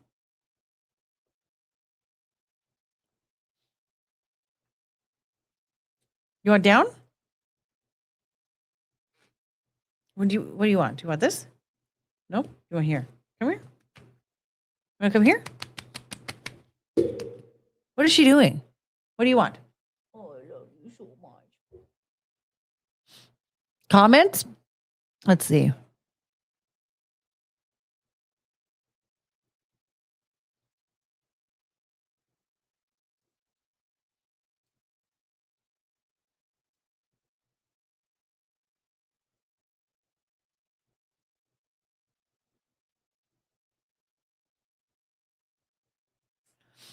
The day I got his autograph changed my life. Of all the singers from the show, my heart will always belong to Lucio Cataldo. Okay. I'm glad he pointed out where the heart and mind are. I like when the camera panned to the right for the split screen. I like to think the cameraman was like, oh, look, a tree. Yeah. Was that what happened? Was it like the camera guy got distracted? So they were just like, let's just put this edit in to cover up the cameraman being kind of a dingus. Still more talented than most influencers. Man. A lot of these performers seem to think that singing was just yelling in a vaguely rhythmic way. Let the brother one of mine. This is the second Jimmy Schwartzman video I've watched today. Things are looking up.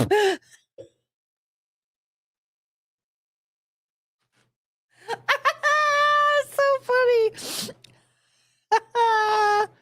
All right, he's auditioning for the lounge singer gig at the Staten Island Ramada. Maybe that trumpet player with the sunglasses. These people are too much. I sure am proud of the fraternity to be in that fraternity. Love man. Translate to English. Okay, see original. What language is this supposed to be in? If this guy's my brother, I think I'll disown him. This guy looked like a cross between Tom Hanks and Morton Downey Jr. Who's Morton Downey Jr.? Plotbot, you do have talent. You are the most talented at commenting in live chats. This almost tastes like it has alcohol in it.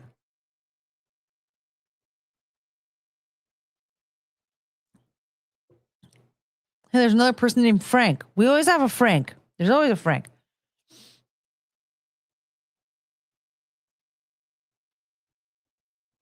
Fun fact, the drummer, still alive.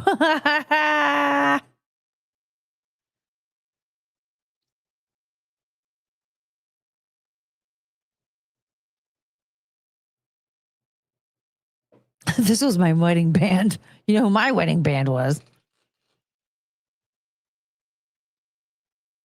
Man, they really like it. Oh, man.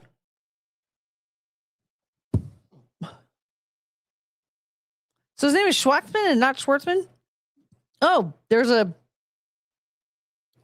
Anthony Cumia fan. Is that a cold sore? It appears to be. That and calling show Escalator Obscurity was the hardest at Opie and Anthony. Better tune that piano. Okay. So the comments are like fine.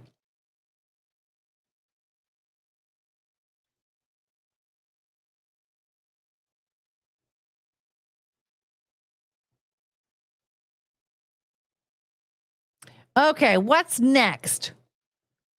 Do we watch the Lady Juliana again?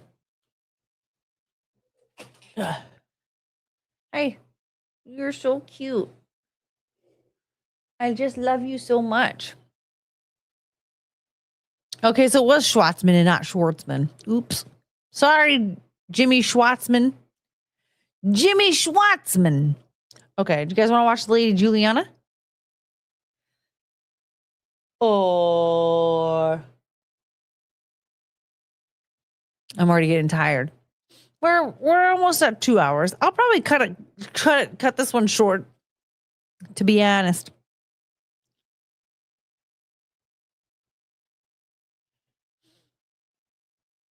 Oh man. I mean, you know what? That is a pretty good song. All right, let's search.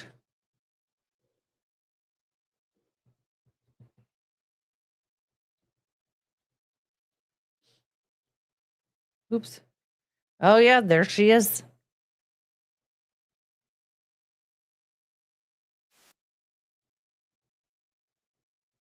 Reddit or pick from the rest of Grok's Australia list. Ooh, what else is on Grok's Australia list? The Rum Rebellion sounds good. Tantanoola Tiger. It sounds funny. A wolf that terrorized a town and ended up stuffed in a pub. That's kind of funny. But the Rum Rebellion sounds good. I think that sounds fun. We can watch the Lady Juliana for now.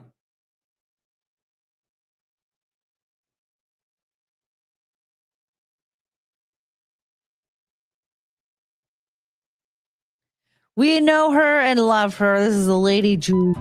Sure, you probably know that Australia was settled by British convicts, but chances are you have no idea just how wild those convict ships could get, especially the first ship full of female prisoners. This motley crew of British women, sent over by Great Britain in hopes to reform the struggling convict colony of New South Wales, was made up of primarily petty thieves and sex workers, and the complexity, tragedy, and triumph of their story will completely blow your mind. Today we're exploring the terrifying and wild world of the Lady Juliana, a special 18th century convict ship full of female prisoners sent to Australia. But before we get started, be sure to subscribe to the Weird History channel. Oh, and that's just not enough. Leave us a comment and let us know what topics you would like to hear about. Ahoy, mate. It's time to hop aboard the Lady Juliana, the wild 18th century prison ship filled with women. Considering it was the 18th century and you couldn't exactly hop on a jet, the voyage from England to Australia lasted about 10 brutally long months. As the ship voyaged from port to port in the Atlantic and Indian Oceans, the ladies stopped in places like Rio de Janeiro and Cape Town along the way. And these weren't short little stops to buy souvenirs and stretch their legs. Sometimes they'd be docked for several weeks at a time. Often the convicts made the most of their global tour and did one of the few jobs available to women at the time. As John Nicole, the ship's steward, euphemistically remembered, we did not restrain the people on shore from coming on board through the day. The captains and seamen who were in port at the time paid us many visits. The ladies kept at least part of their earnings. Some of the ship's officers and sailors, all men of course, allegedly even got in on the business. Sadly, their involvement raises serious questions about the degree to which these captive women were coerced into their activities.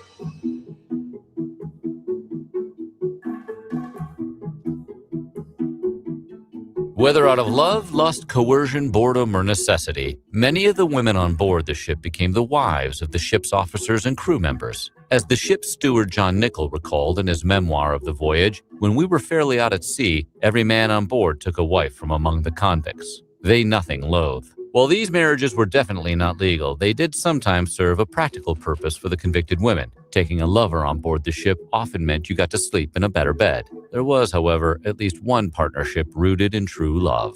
Nicol, the ship's steward we just told you about, seemed to have fallen in love with prisoner Sarah Whitlam. He even intended to marry her once her term ended, but sadly, the two never made it down the aisle. Nicol had to go back to Britain, leaving Whitlam and their child behind in Australia. He attempted to find her and reunite, but tragically, they never saw each other again. It's kind of like the plot of Titanic, with a pregnancy and convicted lady felon thrown in the mix. And if you're taken by Nicol and Whitlam's love story, I do have to warn you that most of the partnerships aboard were not exactly as star-crossed as theirs. The lack of privacy for prisoners on convict ships meant that crew members had access to them, and their relations and interactions could be non-consensual. Considering the age of consent in 18th century Britain was devastatingly low, 10 years old to be exact, some crew members had no problem taking teenage wives during the voyage. Historian Pamela Horn identified 14-year-old Jane Forbes as one such young wife. She had a baby before reaching Australia.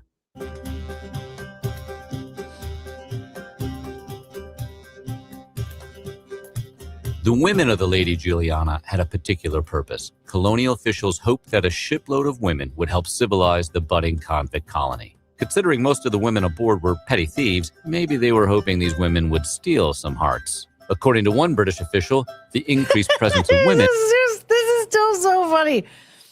It looks like he's like a snake charmer, right? Like he's singing to her and it's working and she's got like the one boobie out. And he's like, the more he sings, the more booby comes out. would promote a matrimonial connection to improve morals and secure settlement. The women were meant to marry male colonists, which would supposedly create and maintain respectable family life in the new colony. The women's prison sentences aimed to transform them into moral vessels that would enable the recreation of the British family unit abroad. Most of the women on board had committed petty offenses. Yes. The women being transported to New South Wales on the Lady Juliana were prisoners, but their lives were upended for infractions that honestly don't seem like that big of a deal from our 21st century gaze. Though some of the women aboard the Lady Juliana might have been sex workers, that's not why they were sent to Australia. Sex work, or harlotry, was not a transportable offense. In fact, most of the women on the ship had been arrested and sentenced for various degrees of... More booba coming out for no reason. Theft. Their offenses ranged from highway robbery to shoplifting and pickpocketing. Mary Hook, for example, was around 20 years old when the British court commuted her punishment for stealing her employer's money and goods from capital punishment to a 7-year sentence in New South Wales. So basically, she was almost killed just because she stole a few things from work, but instead the British government mercifully sent her to an entirely different continent. Elizabeth Barnsley became an enterprising madam aboard the ship. One of the most notable convicts on the ship was Elizabeth Barnsley. She was convicted for the dangerous and heinous crime of, stealing some cloth. Anyway, Liz, the fabric thief, quickly became a leader during the voyage.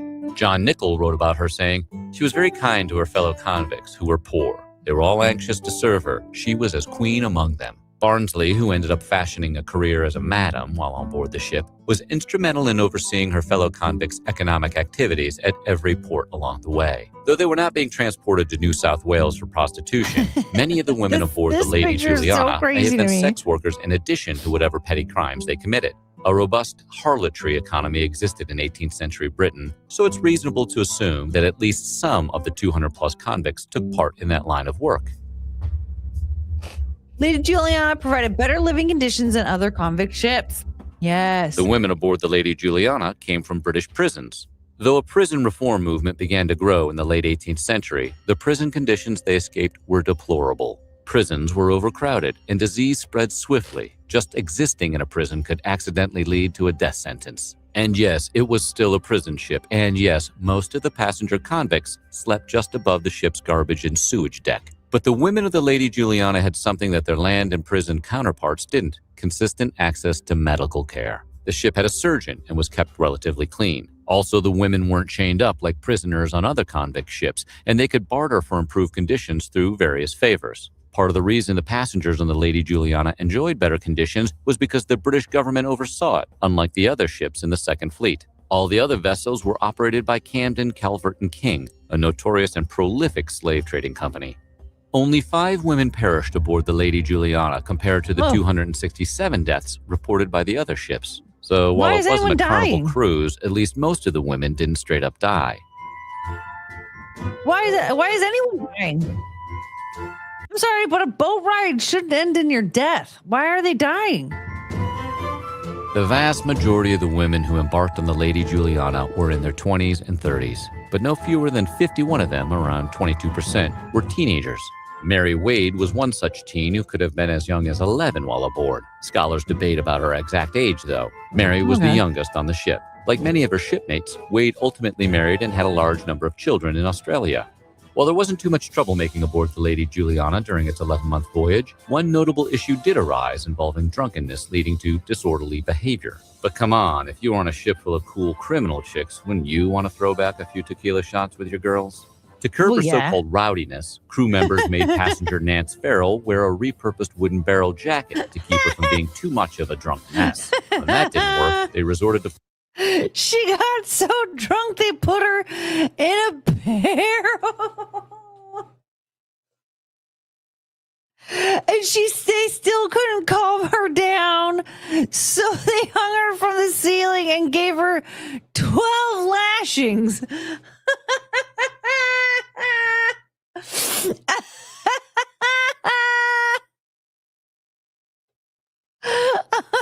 It's so funny. Like, she must have been out of control. Flogging her 12 times. Yikes. Oh, dysentery. Yeah. That makes sense. Some of the women aboard the Lady Juliana were already mothers before the ship departed England, and so they brought their children with them. Many of the convict passengers became pregnant and even gave birth during the long voyage. Historians generally believe 5 to 7 babies were born on the ship, but steward John Nichol suggested no less than 20 had been born while the ship was in port at Rio. They were prepared for the births. The ship had received... It's so funny that's still the image of this baby. It has no diaper on. It is actively peeing. Like, this is a painting. You couldn't take into consideration just not put the pee. Did that woman bring all of her children with her to the bar? Born while the ship was in port at Rio. They were prepared for the births. The ship had received a small donation of baby linens before leaving England. This brings a whole new meaning to the concept of water births.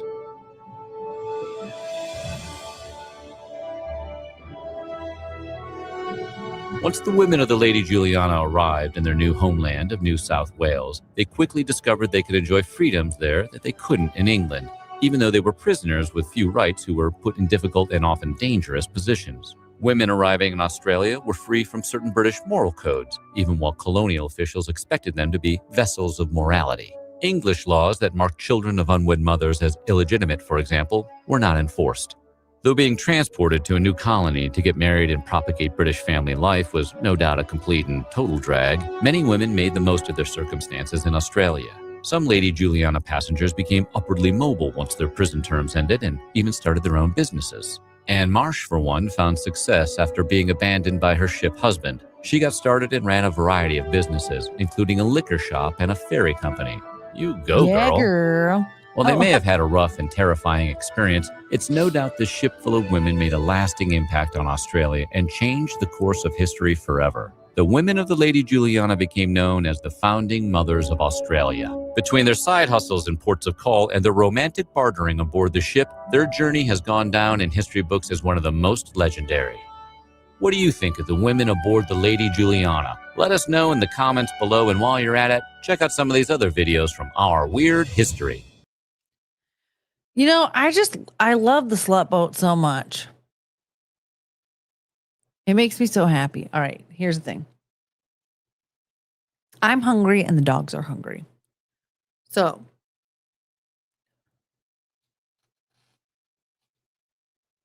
I'm going to go feed the dogs.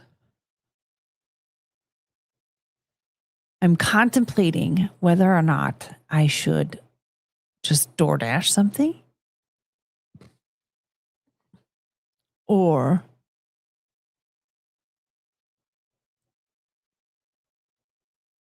make my food and end the stream and make my food. So just hang on a second. I'm going to go feed the dogs. I'll be right back. Okay. I forgot that Jonathan Davis beatboxed and scatted in Freak on a Leash. Does anybody remember this?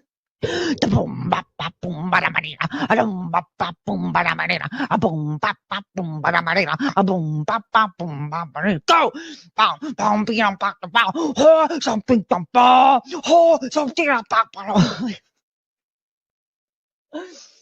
That guy became a millionaire from that, by the way. Here I am doing that for free, and homie was getting millions of dollars to do that on stage every night.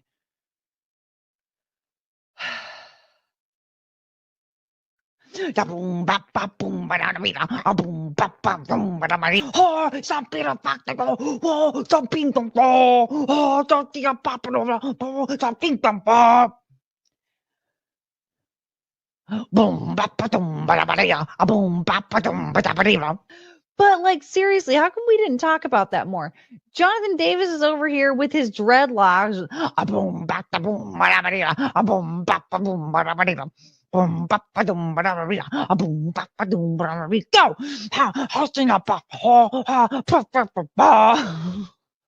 And we just accepted it. We turned him into a millionaire.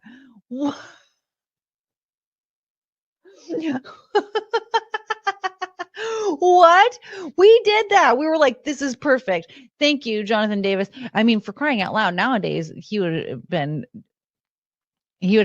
protested and harassed, I think, for the cultural appropriation. Corn Prodigy mashup, please.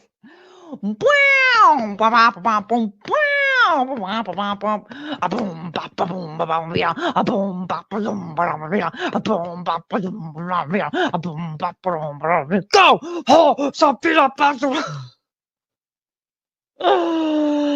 Oh man. Subscribe for more of that. Yeah. I forgot that Jonathan Davis beatboxed and scatted in Freak on a Leash. Does anybody remember this? Go!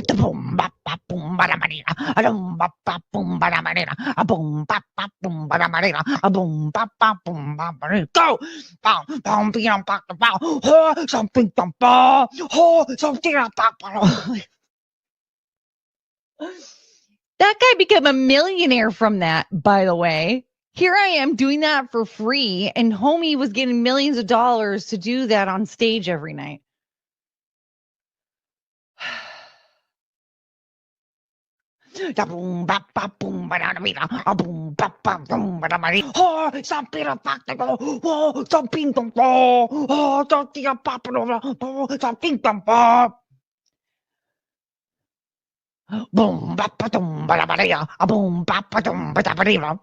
But like seriously, how come we didn't talk about that more? Jonathan Davis is over here with his dreadlocks.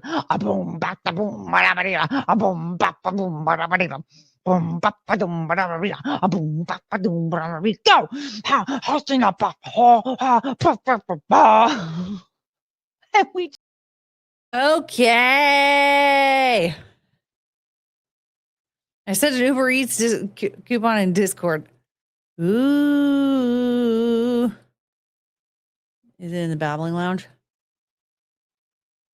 Where the hell is Healer? Oh, it's in fat shaming. I should have known. Save 50% off of your order.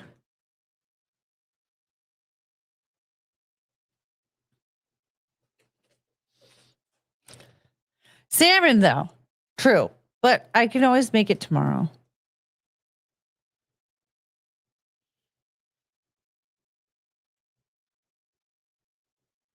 I'm just like really hungry right now. Like I don't even feel like cooking. I knew I should have made it earlier.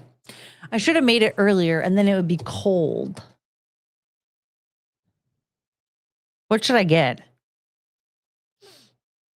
I haven't used Uber Eats in like over a year. I've just been using DoorDash.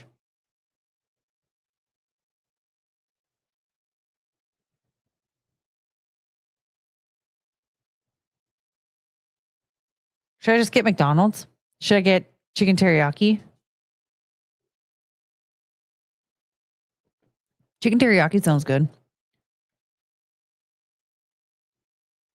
I need to stop acting like I'm loaded just because I got like a few extra $100 last month.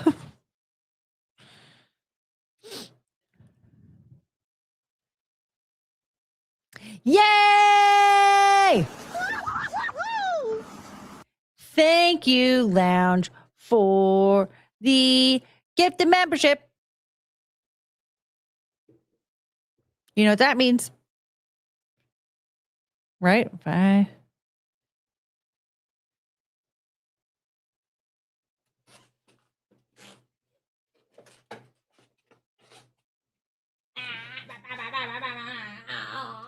Buzz. Yay! Okay. So now we are at $62 for the evening.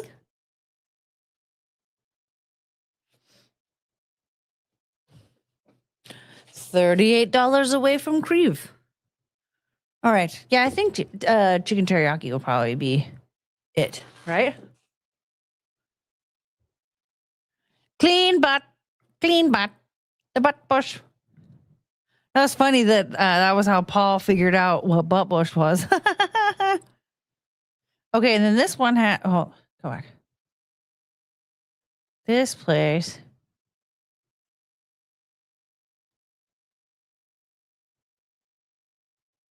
Ooh, 0 delivery fee. Okay. Oh, buy one, get one free gyoza. Is it gyoza or gyoza? I always said gyoza, but I'm white.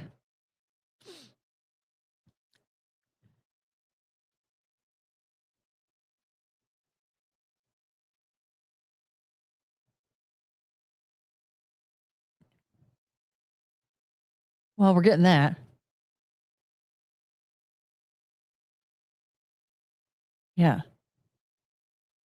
And then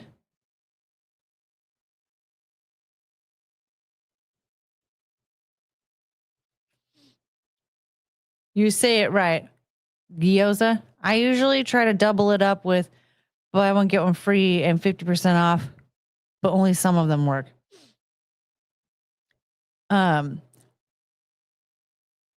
I mean, this is 8 pieces of gyoza. I think 16 pieces of gyoza is going to be more than enough for me. Do I want spicy chicken?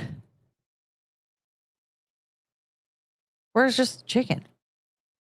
No, I don't want that. Yeah, teriyaki. There's beef teriyaki, chicken katsu. Oh, do I want regular chicken or spicy chicken? Okay, whatever arrives the fastest. I mean, this will get here pretty soon. I'm sure, but it'll be here in like 25 minutes. That sounds pretty reasonable. Do I want spicy or regular chicken? Teriyaki.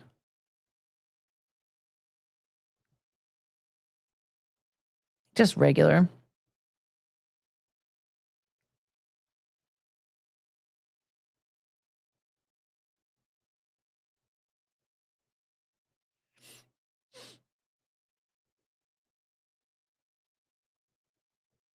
Oops. I need this.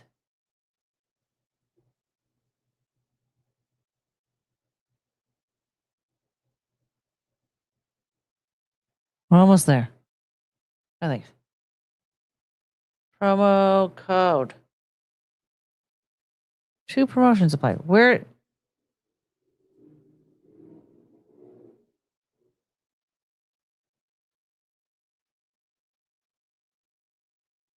Nope. Hey, where do I? Oh. That was sneaky. Eats.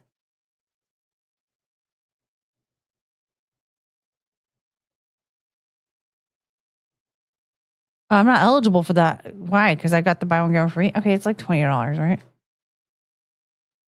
I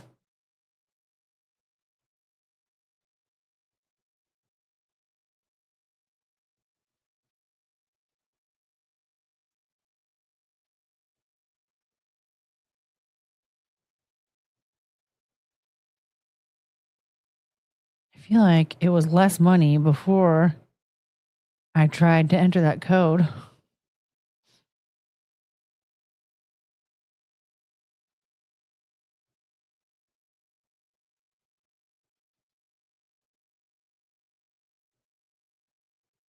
You have to get a 25 subtotal. I was literally 11 cents away. Oh, well.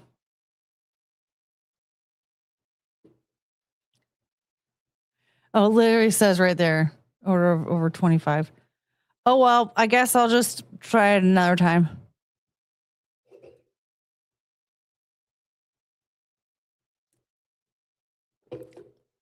Oops. I could have just added another order of gyoza. Or I could have just gotten another order of chicken teriyaki. Oh, well. Thank you for the $2. I'm giving you this because of the dream. Okay. The dream is weird me out. I just get extra and fridge it. I should have. Dang it.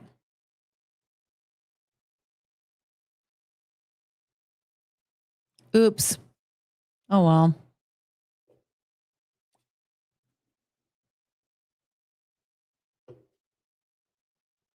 All right. What else are we watching? Is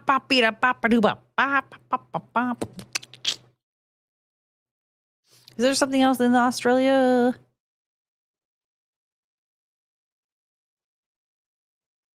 So no food? What? No, I'm getting food. I just didn't get the 50% off. Can you just redo it? I don't feel like it. It's fine. It's whatever.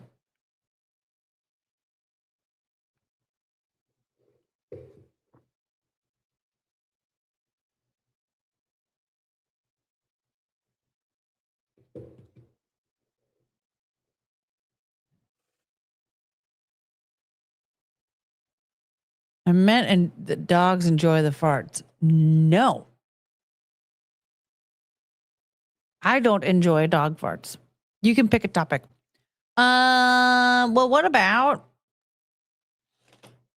William Buckley, the wild white man who lived as an Aboriginal chief for 32 years? I love that.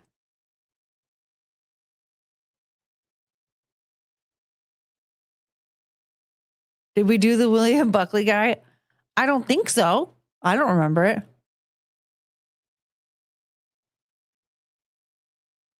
I think you cancel. No, I placed the order before I saw Lounge's comment saying you have to get to $25. And I'm dumb and did not read the part where it says order of $25 or more. And I was literally 11 cents away. I could have added a whole extra chicken teriyaki. But I mean, I don't know how much that would really have changed. Like my order still would have been like 30 some odd dollars. And so the only difference is that like I would have either needed to share the food or it would have been so much. Because like a normal order of chicken teriyaki can last me like 2 to 3 days. So the gyoza was already too much. And so like, I'm going to throw it away.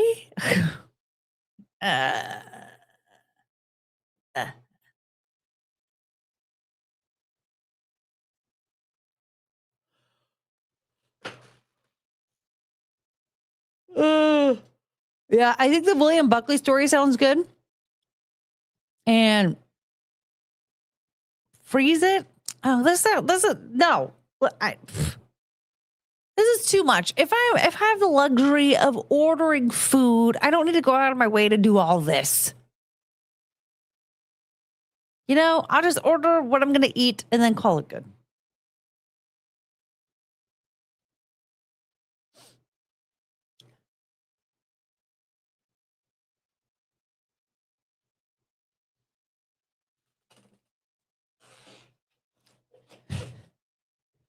So should I look for a William Buckley or video? Or is Lounge looking?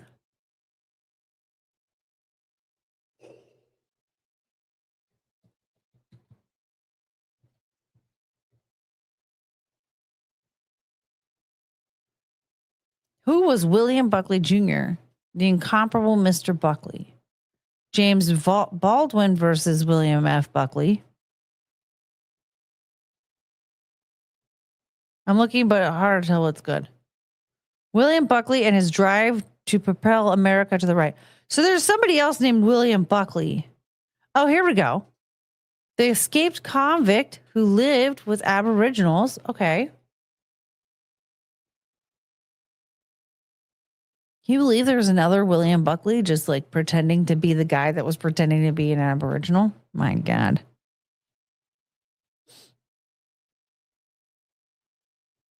All right. Well, what else do we have while we wait?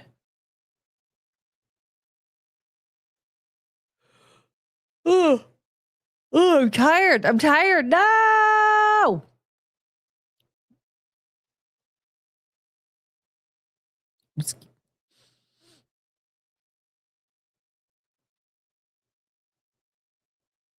Let's just watch this while we wait.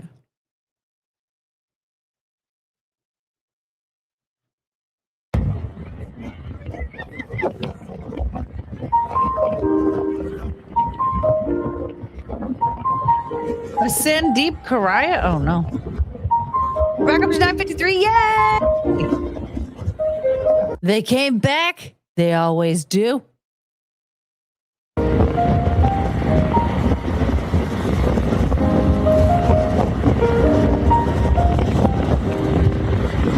The Australian slang, Buckley's chance, means a very slim chance, or no chance at all. This colloquial expression is believed to have originated from the story of William Buckley, a British convict who spent 32 years living with Aboriginal communities as a means of escaping the Australian penal system, prevalent in the 1800s. The interesting story of William Buckley is the story of Buckley's escape and survival in the Australian wilderness, away from European civilization. William Buckley escaped from the British settlement in Sorrento in 1803, and lived with the Wadawurrung Aboriginal people for nearly 32 years before he was rediscovered by European settlers in 1835. His story is a significant part of Australian history, and he is celebrated as a pioneer and Yeah, no, this definitely sounds AI Lounge. I just figured, like, whatever, we can check it out, see if it's good. early explorer of the country. His life story is more interesting than most novels written by mankind. Born in Marton in Cheshire, England, Buckley's journey began with an apprenticeship to a bricklayer. At the age of 19, he took a divergent path, enlisting in the King's Foot Regiment and swiftly being reassigned to the King's Own Regiment. His life took an unfortunate turn when he found himself convicted of possessing a stolen parcel of clothes, leading to a harsh sentence: transportation to New South Wales, 10,000 kilometres away from his motherland, for a period of 14 years. Buckley steadfastly maintained his innocence, asserting that he had merely assisted a woman, a stranger to him, who had implored him to carry a piece of cloth within a parcel to a soldier's wife in the garrison for tailoring. This twist of fate marked the inception of a compelling chapter in Buckley's life, setting the stage for a narrative of resilience, survival, and an eventual connection with the Indigenous people of Australia. Buckley was one among the convicts aboard HMS Calcutta, which departed England in April 1803, bound for Port Phillip to establish a new settlement under Lieutenant Colonel David Collins. The ship anchored near what would later become Sorrento in Victoria. The newly founded settlement was named... It says HMS Calcutta was the East Indiaman Worley, converted to a Royal Navy 56-gun fourth rate. The ship of the line served for a time as an armed transport. She also transported convicts to Australia on a voyage that became a circumnavigation Sullivan Bay, but proved unsuitable due to a lack of fresh water and fertile soil for agriculture. Lieutenant Colonel Collins, serving as governor, was deemed unfit for the role. Consequently, a decision was reached to abandon the site in favour of relocating to Van Diemen's Land. Van Diemen's Land is the former name for today's Tasmania. Upon learning of this development, Buckley and two fellow comrades resolved to seize the opportunity for escape. Under the cover of night on December 27, 1803, they fled the camp, ensuring they had essential provisions in tow. Their plan involved remaining concealed until the ship had set sail, after which they intended to navigate their way to Sydney. Unaware of the considerable distance, approximately 1,000 kilometres, separating them from Sydney, they commandeered one of the ship's boats and stealthily made their way into the bush. Buckley and his two companions trekked as far as they could on that fateful day. Upon reaching their limit, they settled down, consuming the last of their provisions. Blissfully ignorant of the vast expanse that lay between them and Sydney, Buckley optimistically believed that by continuing in a northerly direction, he would eventually arrive in Sydney. However, dissent emerged within the trio, as the other two convicts, having endured enough, expressed a desire to return to the settlement. Consequently, they parted ways in the vicinity of present-day Melbourne, leaving Buckley determined to forge ahead on his solitary journey.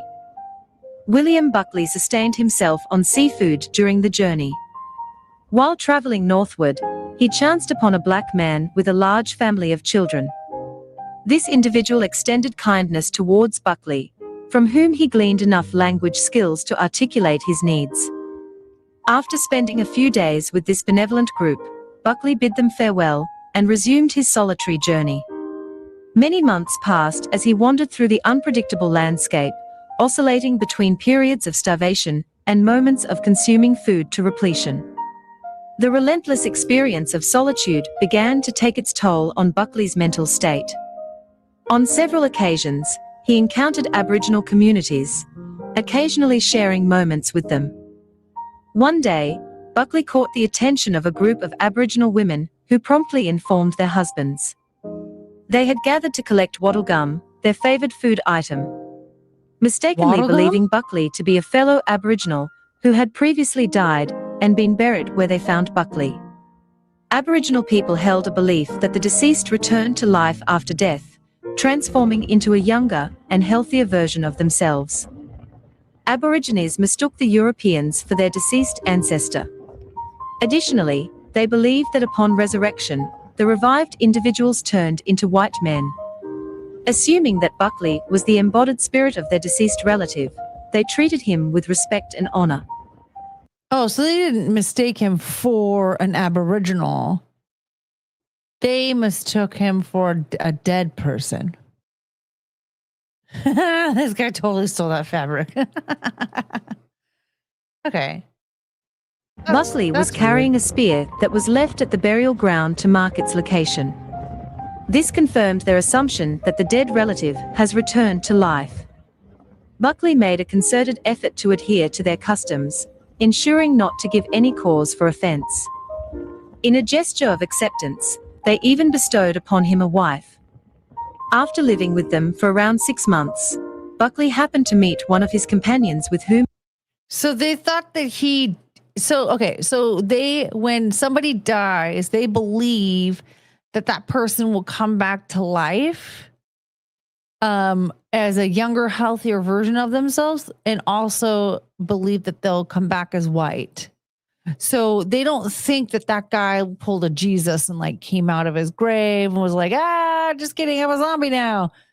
They thought that like his spirit was reborn into another body.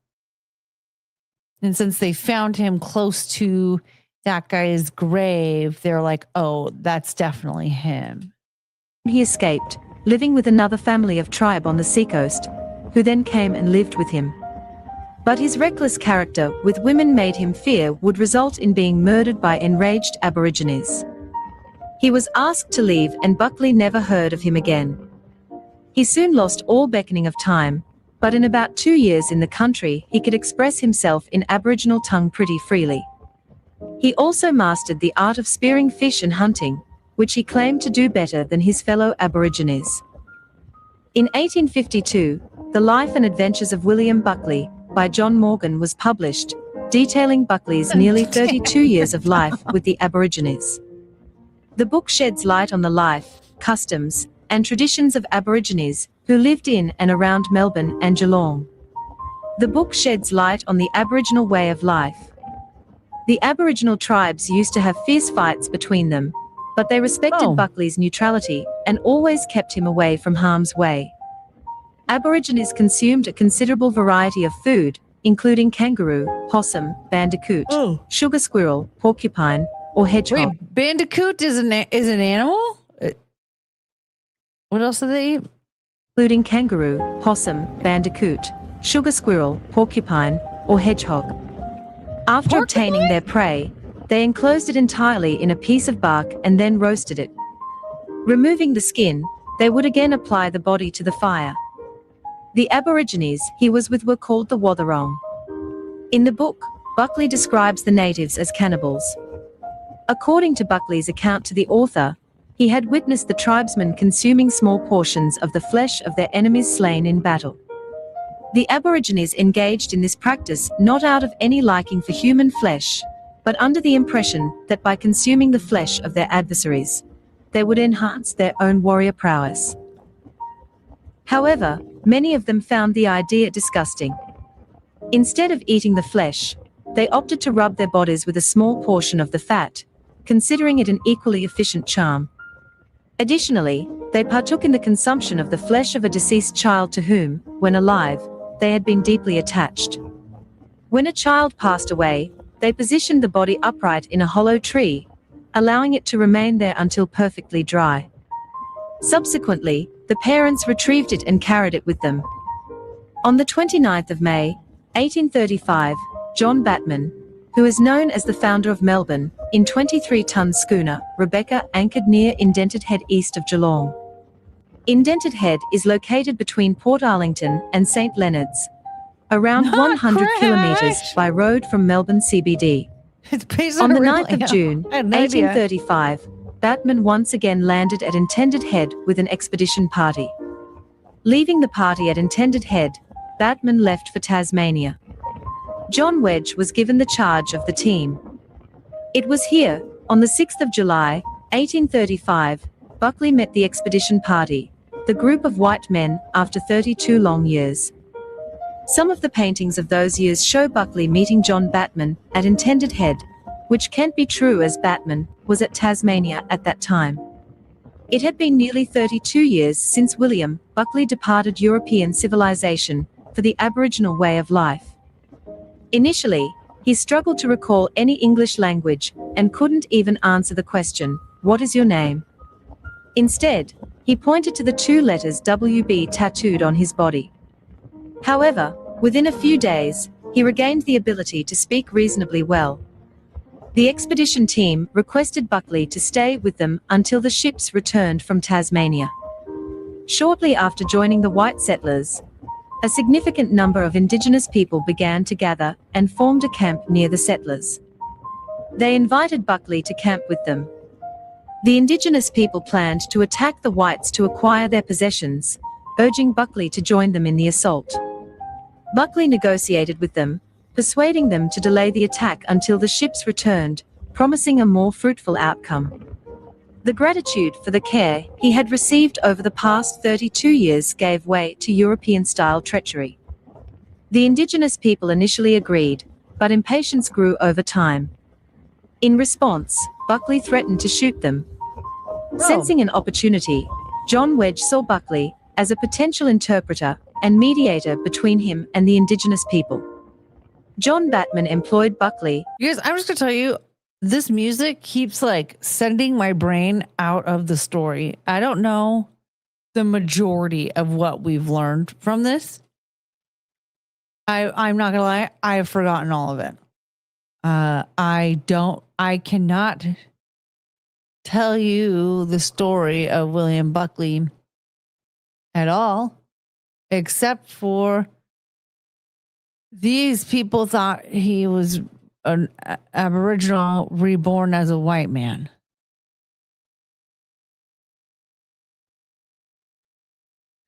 I need Adderall again so bad. I can't even explain to you.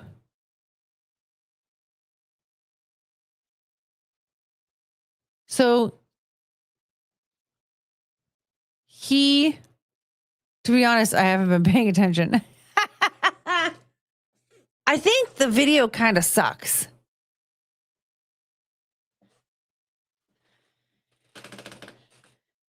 But I keep checking out, partially because I'm like double checking to see if my order's on the way. It's not just you that's around. Yeah, I don't know. Like I'll look at chat and people will be saying stuff, and I'm like, oh, they said that. Uh-oh, I couldn't. I had no idea. Like, I don't know how he got to the island, how he got to Australia. Because he got away from British authorities, but why didn't he just take the slut boat and move there away from the Brits? Why wouldn't you just do that? It's the prison planet. I don't know. I'm so tired. My brain is like, okay, they keep notifying me that this guy is like picking up my food. This is the third notification that I got that was like, yeah, they're picking up your food. Do you have a Jeep Wrangler? That's cool. Oh, I didn't realize it was all the way over there. So, oh yeah, my food's definitely going to get here when the stream's over.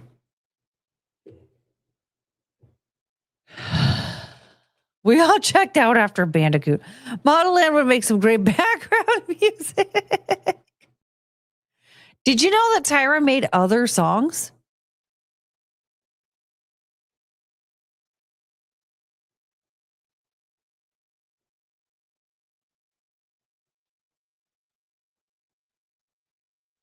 me running in the NY street with 4 chicks in green, and they all look at me. They are running for their life. Their beauty is in strife, running from this wasteland and back to model land. Can you survive model land?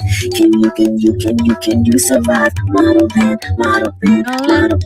4 chicks in green running the New York streets. Can you survive my? I should probably learn the lyrics if I'm going to try to sing along, because I had no idea what she was saying. Where's Russell? We were supposed to be doing, a segment of Russell's DMs, and then he just keeps disappearing. Who the hell's listening to this shit? Us. It might have been an interesting story, but they needed someone else to tell it. Yeah, so we're going to have to find some articles, and I'll have to just tell you that way. Why is she allowed to do that? She did a Christmas song called Santa Smize. Yep. Yeah, Santa Smize.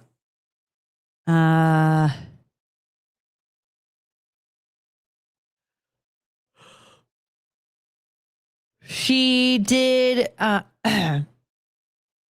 That's what I imagine the safe and sound things he had to hear sounded like.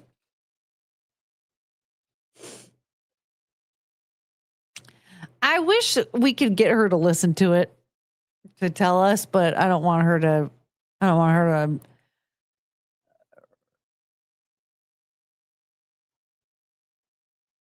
I don't want her to have to go through anything ever again. You know what I mean? Santa disapproves.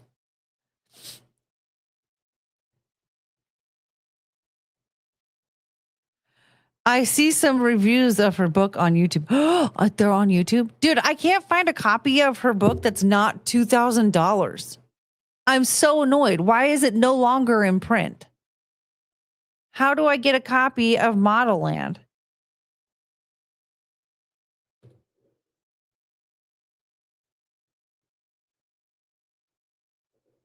Model land.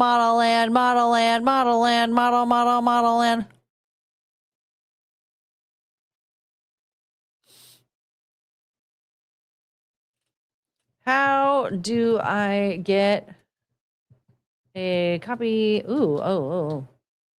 A copy of Model Land. Free download.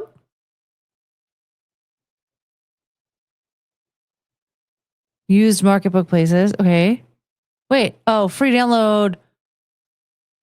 Oh, from the okay. So I can download it from the library.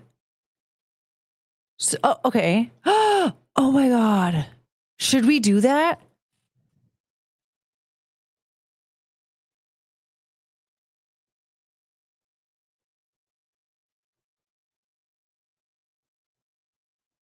Do you guys want to do that? We can read Model Land.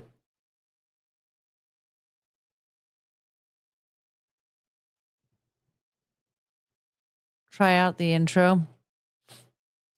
Well, it's free, right? But we would basically, for the time that I have the copy, if you fucking notify me one more time, just get here. Because I can rent it for like 2 weeks or something like that. So we would essentially read it every night for those 2 weeks until we're done reading it.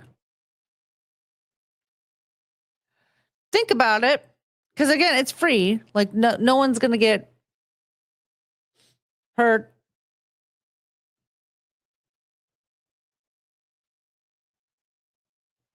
Why does Uber Eats keep notifying me that this guy is on his way? Like, I know.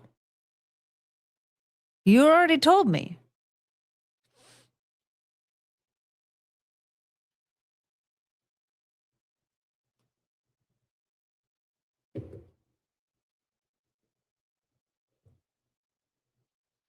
Are you able to just grab it online now?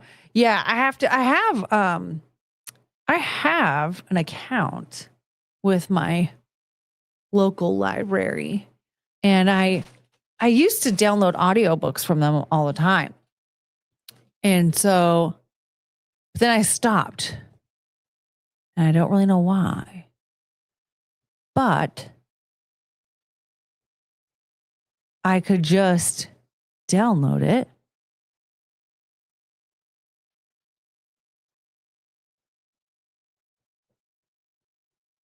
And it's free. But what I need from you guys is commitment that we're going to read the whole thing. Okay?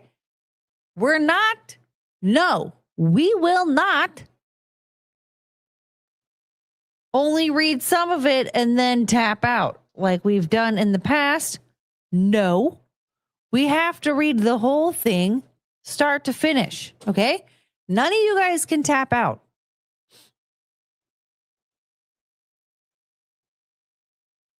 We need to test if it's good first.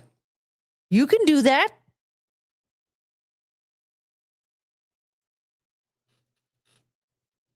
You're cute.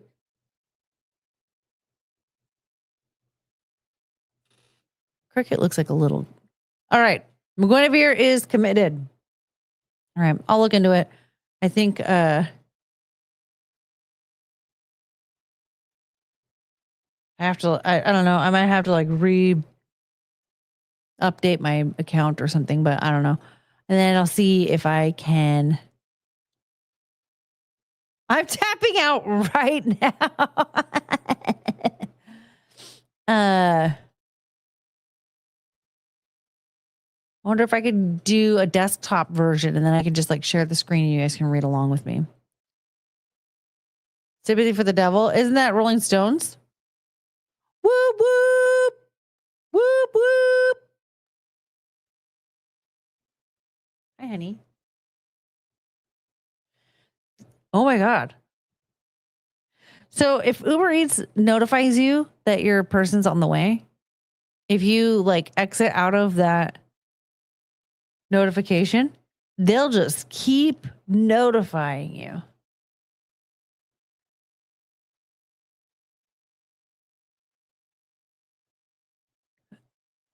Oh, how annoying. All right. Yeah, I'll look into this. And perhaps starting next week, we will do the Model Land reading. That's a nice change of pace from getting shat on by the chat because I don't know how to play a video game.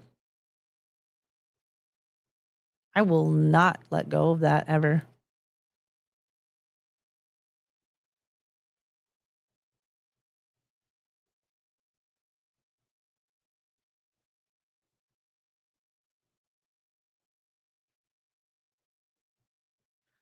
Yoda be illiterate. Mine is checked out. Boo, I can put a hole on it. Oh my God. It's checked out? What's going on with mine? Model Land, Model Land.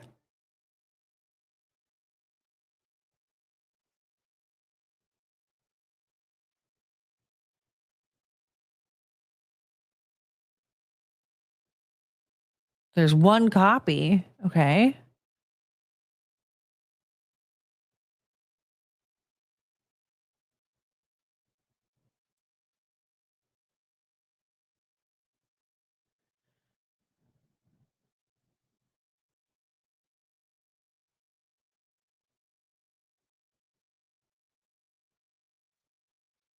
Read a sample.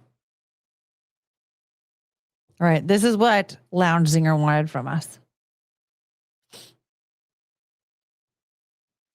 Oh my God. Okay. Why is it like this? Okay.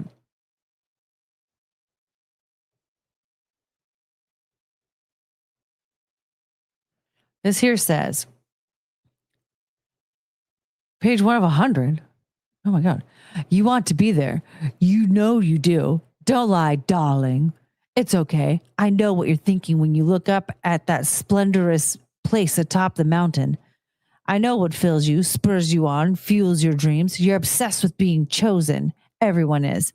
The land you thirst for has loomed at the top of the mountain in Metopia for as long as you can remember. But for most of the year, it is covered in fog. Its color changing with each passing day, as if it's a gargantuan mood ring. What in the hell? 10-week wait? Oh my God. You begin your morning staring at the fog, longing for the fateful evening when it will turn a golden yellow, and then, finally, like a push-up brassiere, lift. Oh, how you long for that moment with bated, fresh breath. Hello?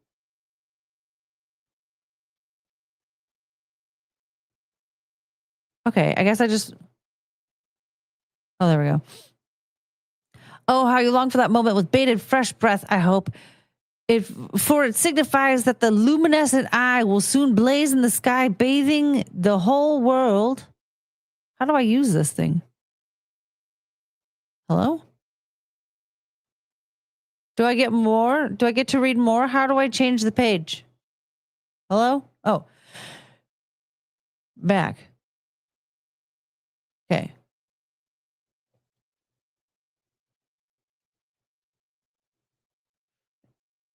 You long for that moment with bated fresh breath, I hope. But for it signifies that the luminescent eye will soon blaze in the sky, bathing the whole world in gold, touching every one of its inhabitants, including you. But darling, why does she spell it like that? But darling, it is no ordinary golden light. Once it tickles you, you are suddenly transported. You hear the softest sighs or faintest of giggles in your ear. Even if you're standing alone, the once stale air around you becomes both sweet and tart, making your nose tingle and sending a charge of excitement through your brain. The finest silk, the softest velveteen, or the supplest suede will brush your skin, but whatever you thought was touching you is nowhere to be seen. Okay, next page. Because she's an idiot. Okay, I'm not sure if I want to do this now. Basking in the light of such a naughty tease, like getting a single lick of the most delicious butter pecan gelato you've ever tasted, it inflames your obsession, increasing your desire 100-fold. You lust to go to this land, to become one of the only famous people in the world. You ache to be a 7-7? I feel like Keanu actually wrote this for some reason. Is this 7-7? But very few ever get the chance. Nevertheless, you and every young girl in the world vie for an opportunity on the day of discovery, which is grander than every global holiday combined, making the delirium even more intense. The land sends 7 talismans called smizes into the world. What an arcane word. Who thought of such a thing? These smizes, which boost your odds of being chosen by 91%, are Oh, sorry. I thought you were about to fall off the desk. Oh, God, that scared me. Now I'm going to have a bruise on my hand. Held me in place like a budgie smuggler. Where was I? Boost your odds of being chosen by 91%, are propelled through the world's waterways. Naturally, the week before the day of discovery, bathing, showering, pool use, and even sewer diving increase, threatening a drought. What?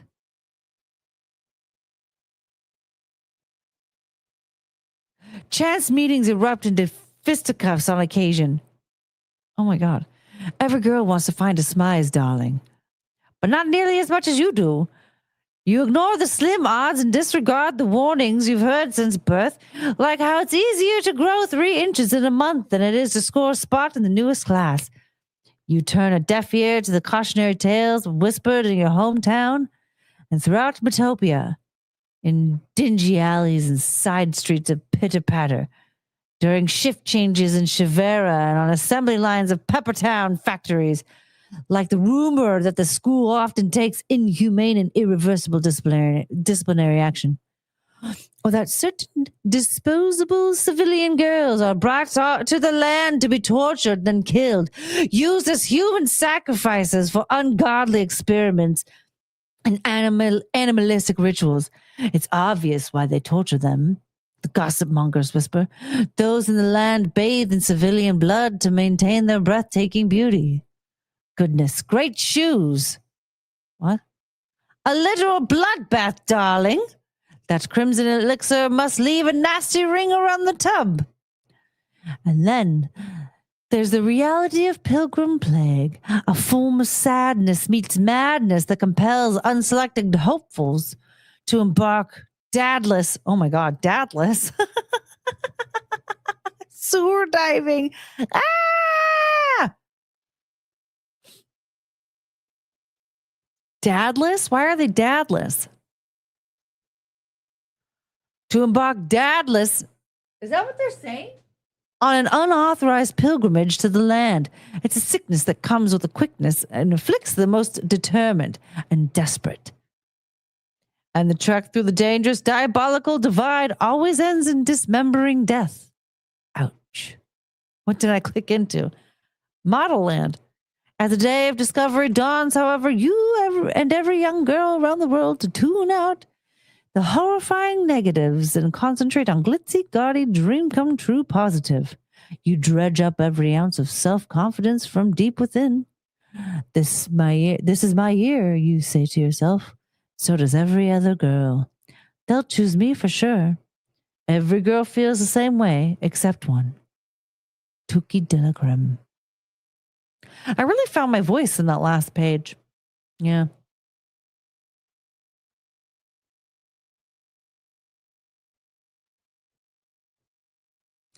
Why is this guy like still on the way? And why do I care? Modeling, modeling.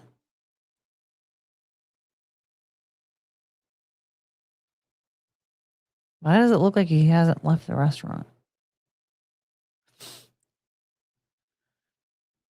What were they on when they wrote this? Oh, it's Tyra Banks. She's insane. I'll get my license next month. Yay! This is a kid's book? No. It's basically what Tyra Banks, it's like what Tyra Banks did on America's Next Top Model, but set in some like dystopian world. This was written by ChatGPT and performed by Court HBW. It wasn't written by ChatGPT. This came out over 10 years ago. Yeah, long before the days of AI taking over. Yeah. Oh dear. So if we rent that from the library, I will read it like that. Yeah.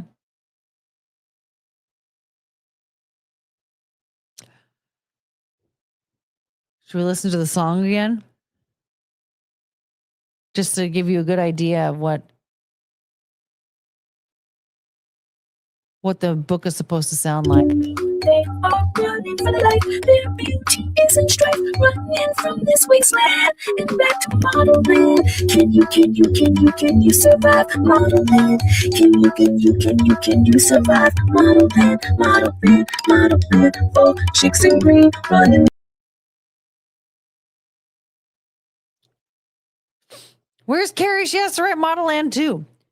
Well, she can't write it until we read it. Damn you, Courtney.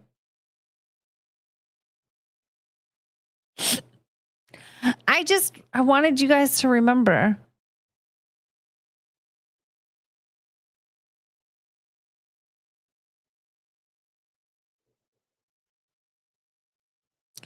Okay, well, I think that's going to be it for the night, you guys.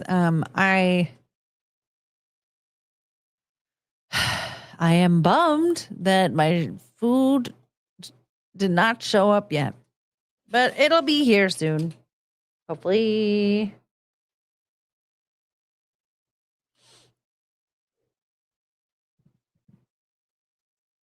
How can we ever forget? Modeling for chicks in green, running the NY streets. How is it that Chungus sleeps through that, but she won't sleep through a cough? Oh, you're wide awake now. Oh, are you just worried about me? You're very cute. Is that nice? Where's Cricket? Cricket? Where'd Cricket go?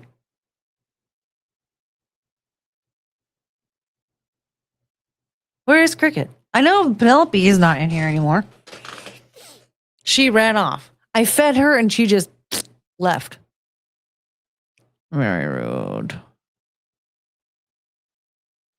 Okay, guys, I'm going to go.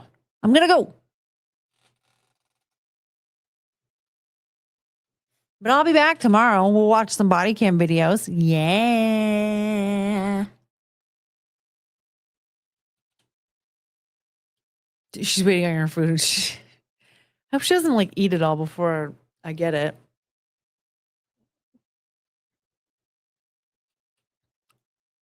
Okay. Yeah, I'm getting like tired. So I'll be back tomorrow with some body cam videos. Submit yours in the Discord.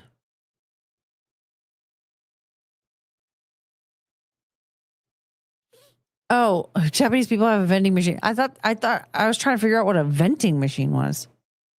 Yes, good night. Good night, good night, good night. I'll be back tomorrow. We'll watch some body cam and all that stuff. So I have to tag Backhand in the Discord because he lost access to the body cam channel for some reason. I don't know why that's happening. Kind of annoying. But what are you going to do? All right. Loopy drink makes you tired. Sitting too long makes me tired. I always end up yawning by hour 2. Oh, my butt hurts from sitting too long. Oh, yeah. Streaming just takes it out of me. I don't know why. The Chungus is the princess. Yes, Chungus is the princess. Come on, you want to say? Oh, she just went. Oh, you want belly rubs, huh? Yeah. I'll give you some belly rubs. Yeah. We gotta say goodnight. Oh, I thought something was on your snoot. Good night. Good night. Yes. Oh.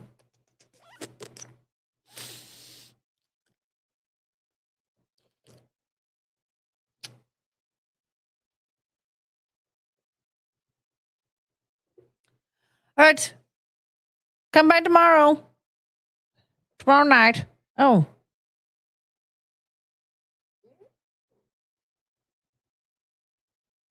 Did you hear that? Do it again. Do it again. I hope you heard that. Oh my gosh. I love it when she does that. Yeah, that was so cute. All right. Bye. Oh, wait. Stay tuned. And in the meantime, remember, nobody likes to do. We learned about budgie smugglers today. It's true.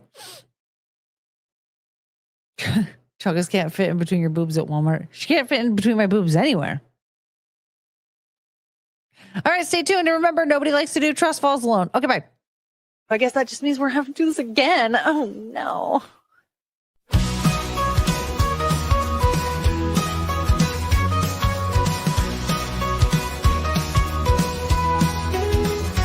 Night is coming to an end.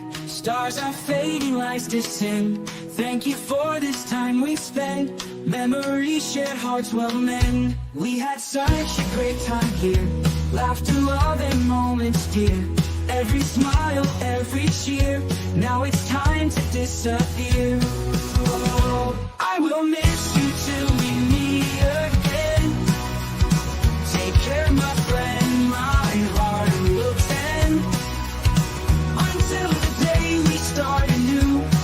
Forever hold on nights to you. Walking out until daylight. City's glow turns into night. Hold these moments nice and tight. In my dreams you'll shine so bright. Every goodbye leaves leaves a trace of a night we can't replace. Take care in every space, till next time we will embrace. Oh, embrace. I will miss you till we meet again. Take care, my friend, my heart will tend. Until the day we start anew, forever hold our nights to you.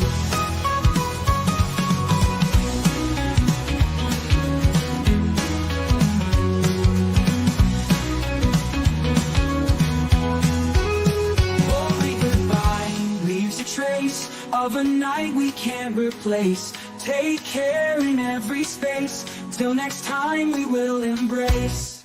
Oh, I will miss you till we meet again.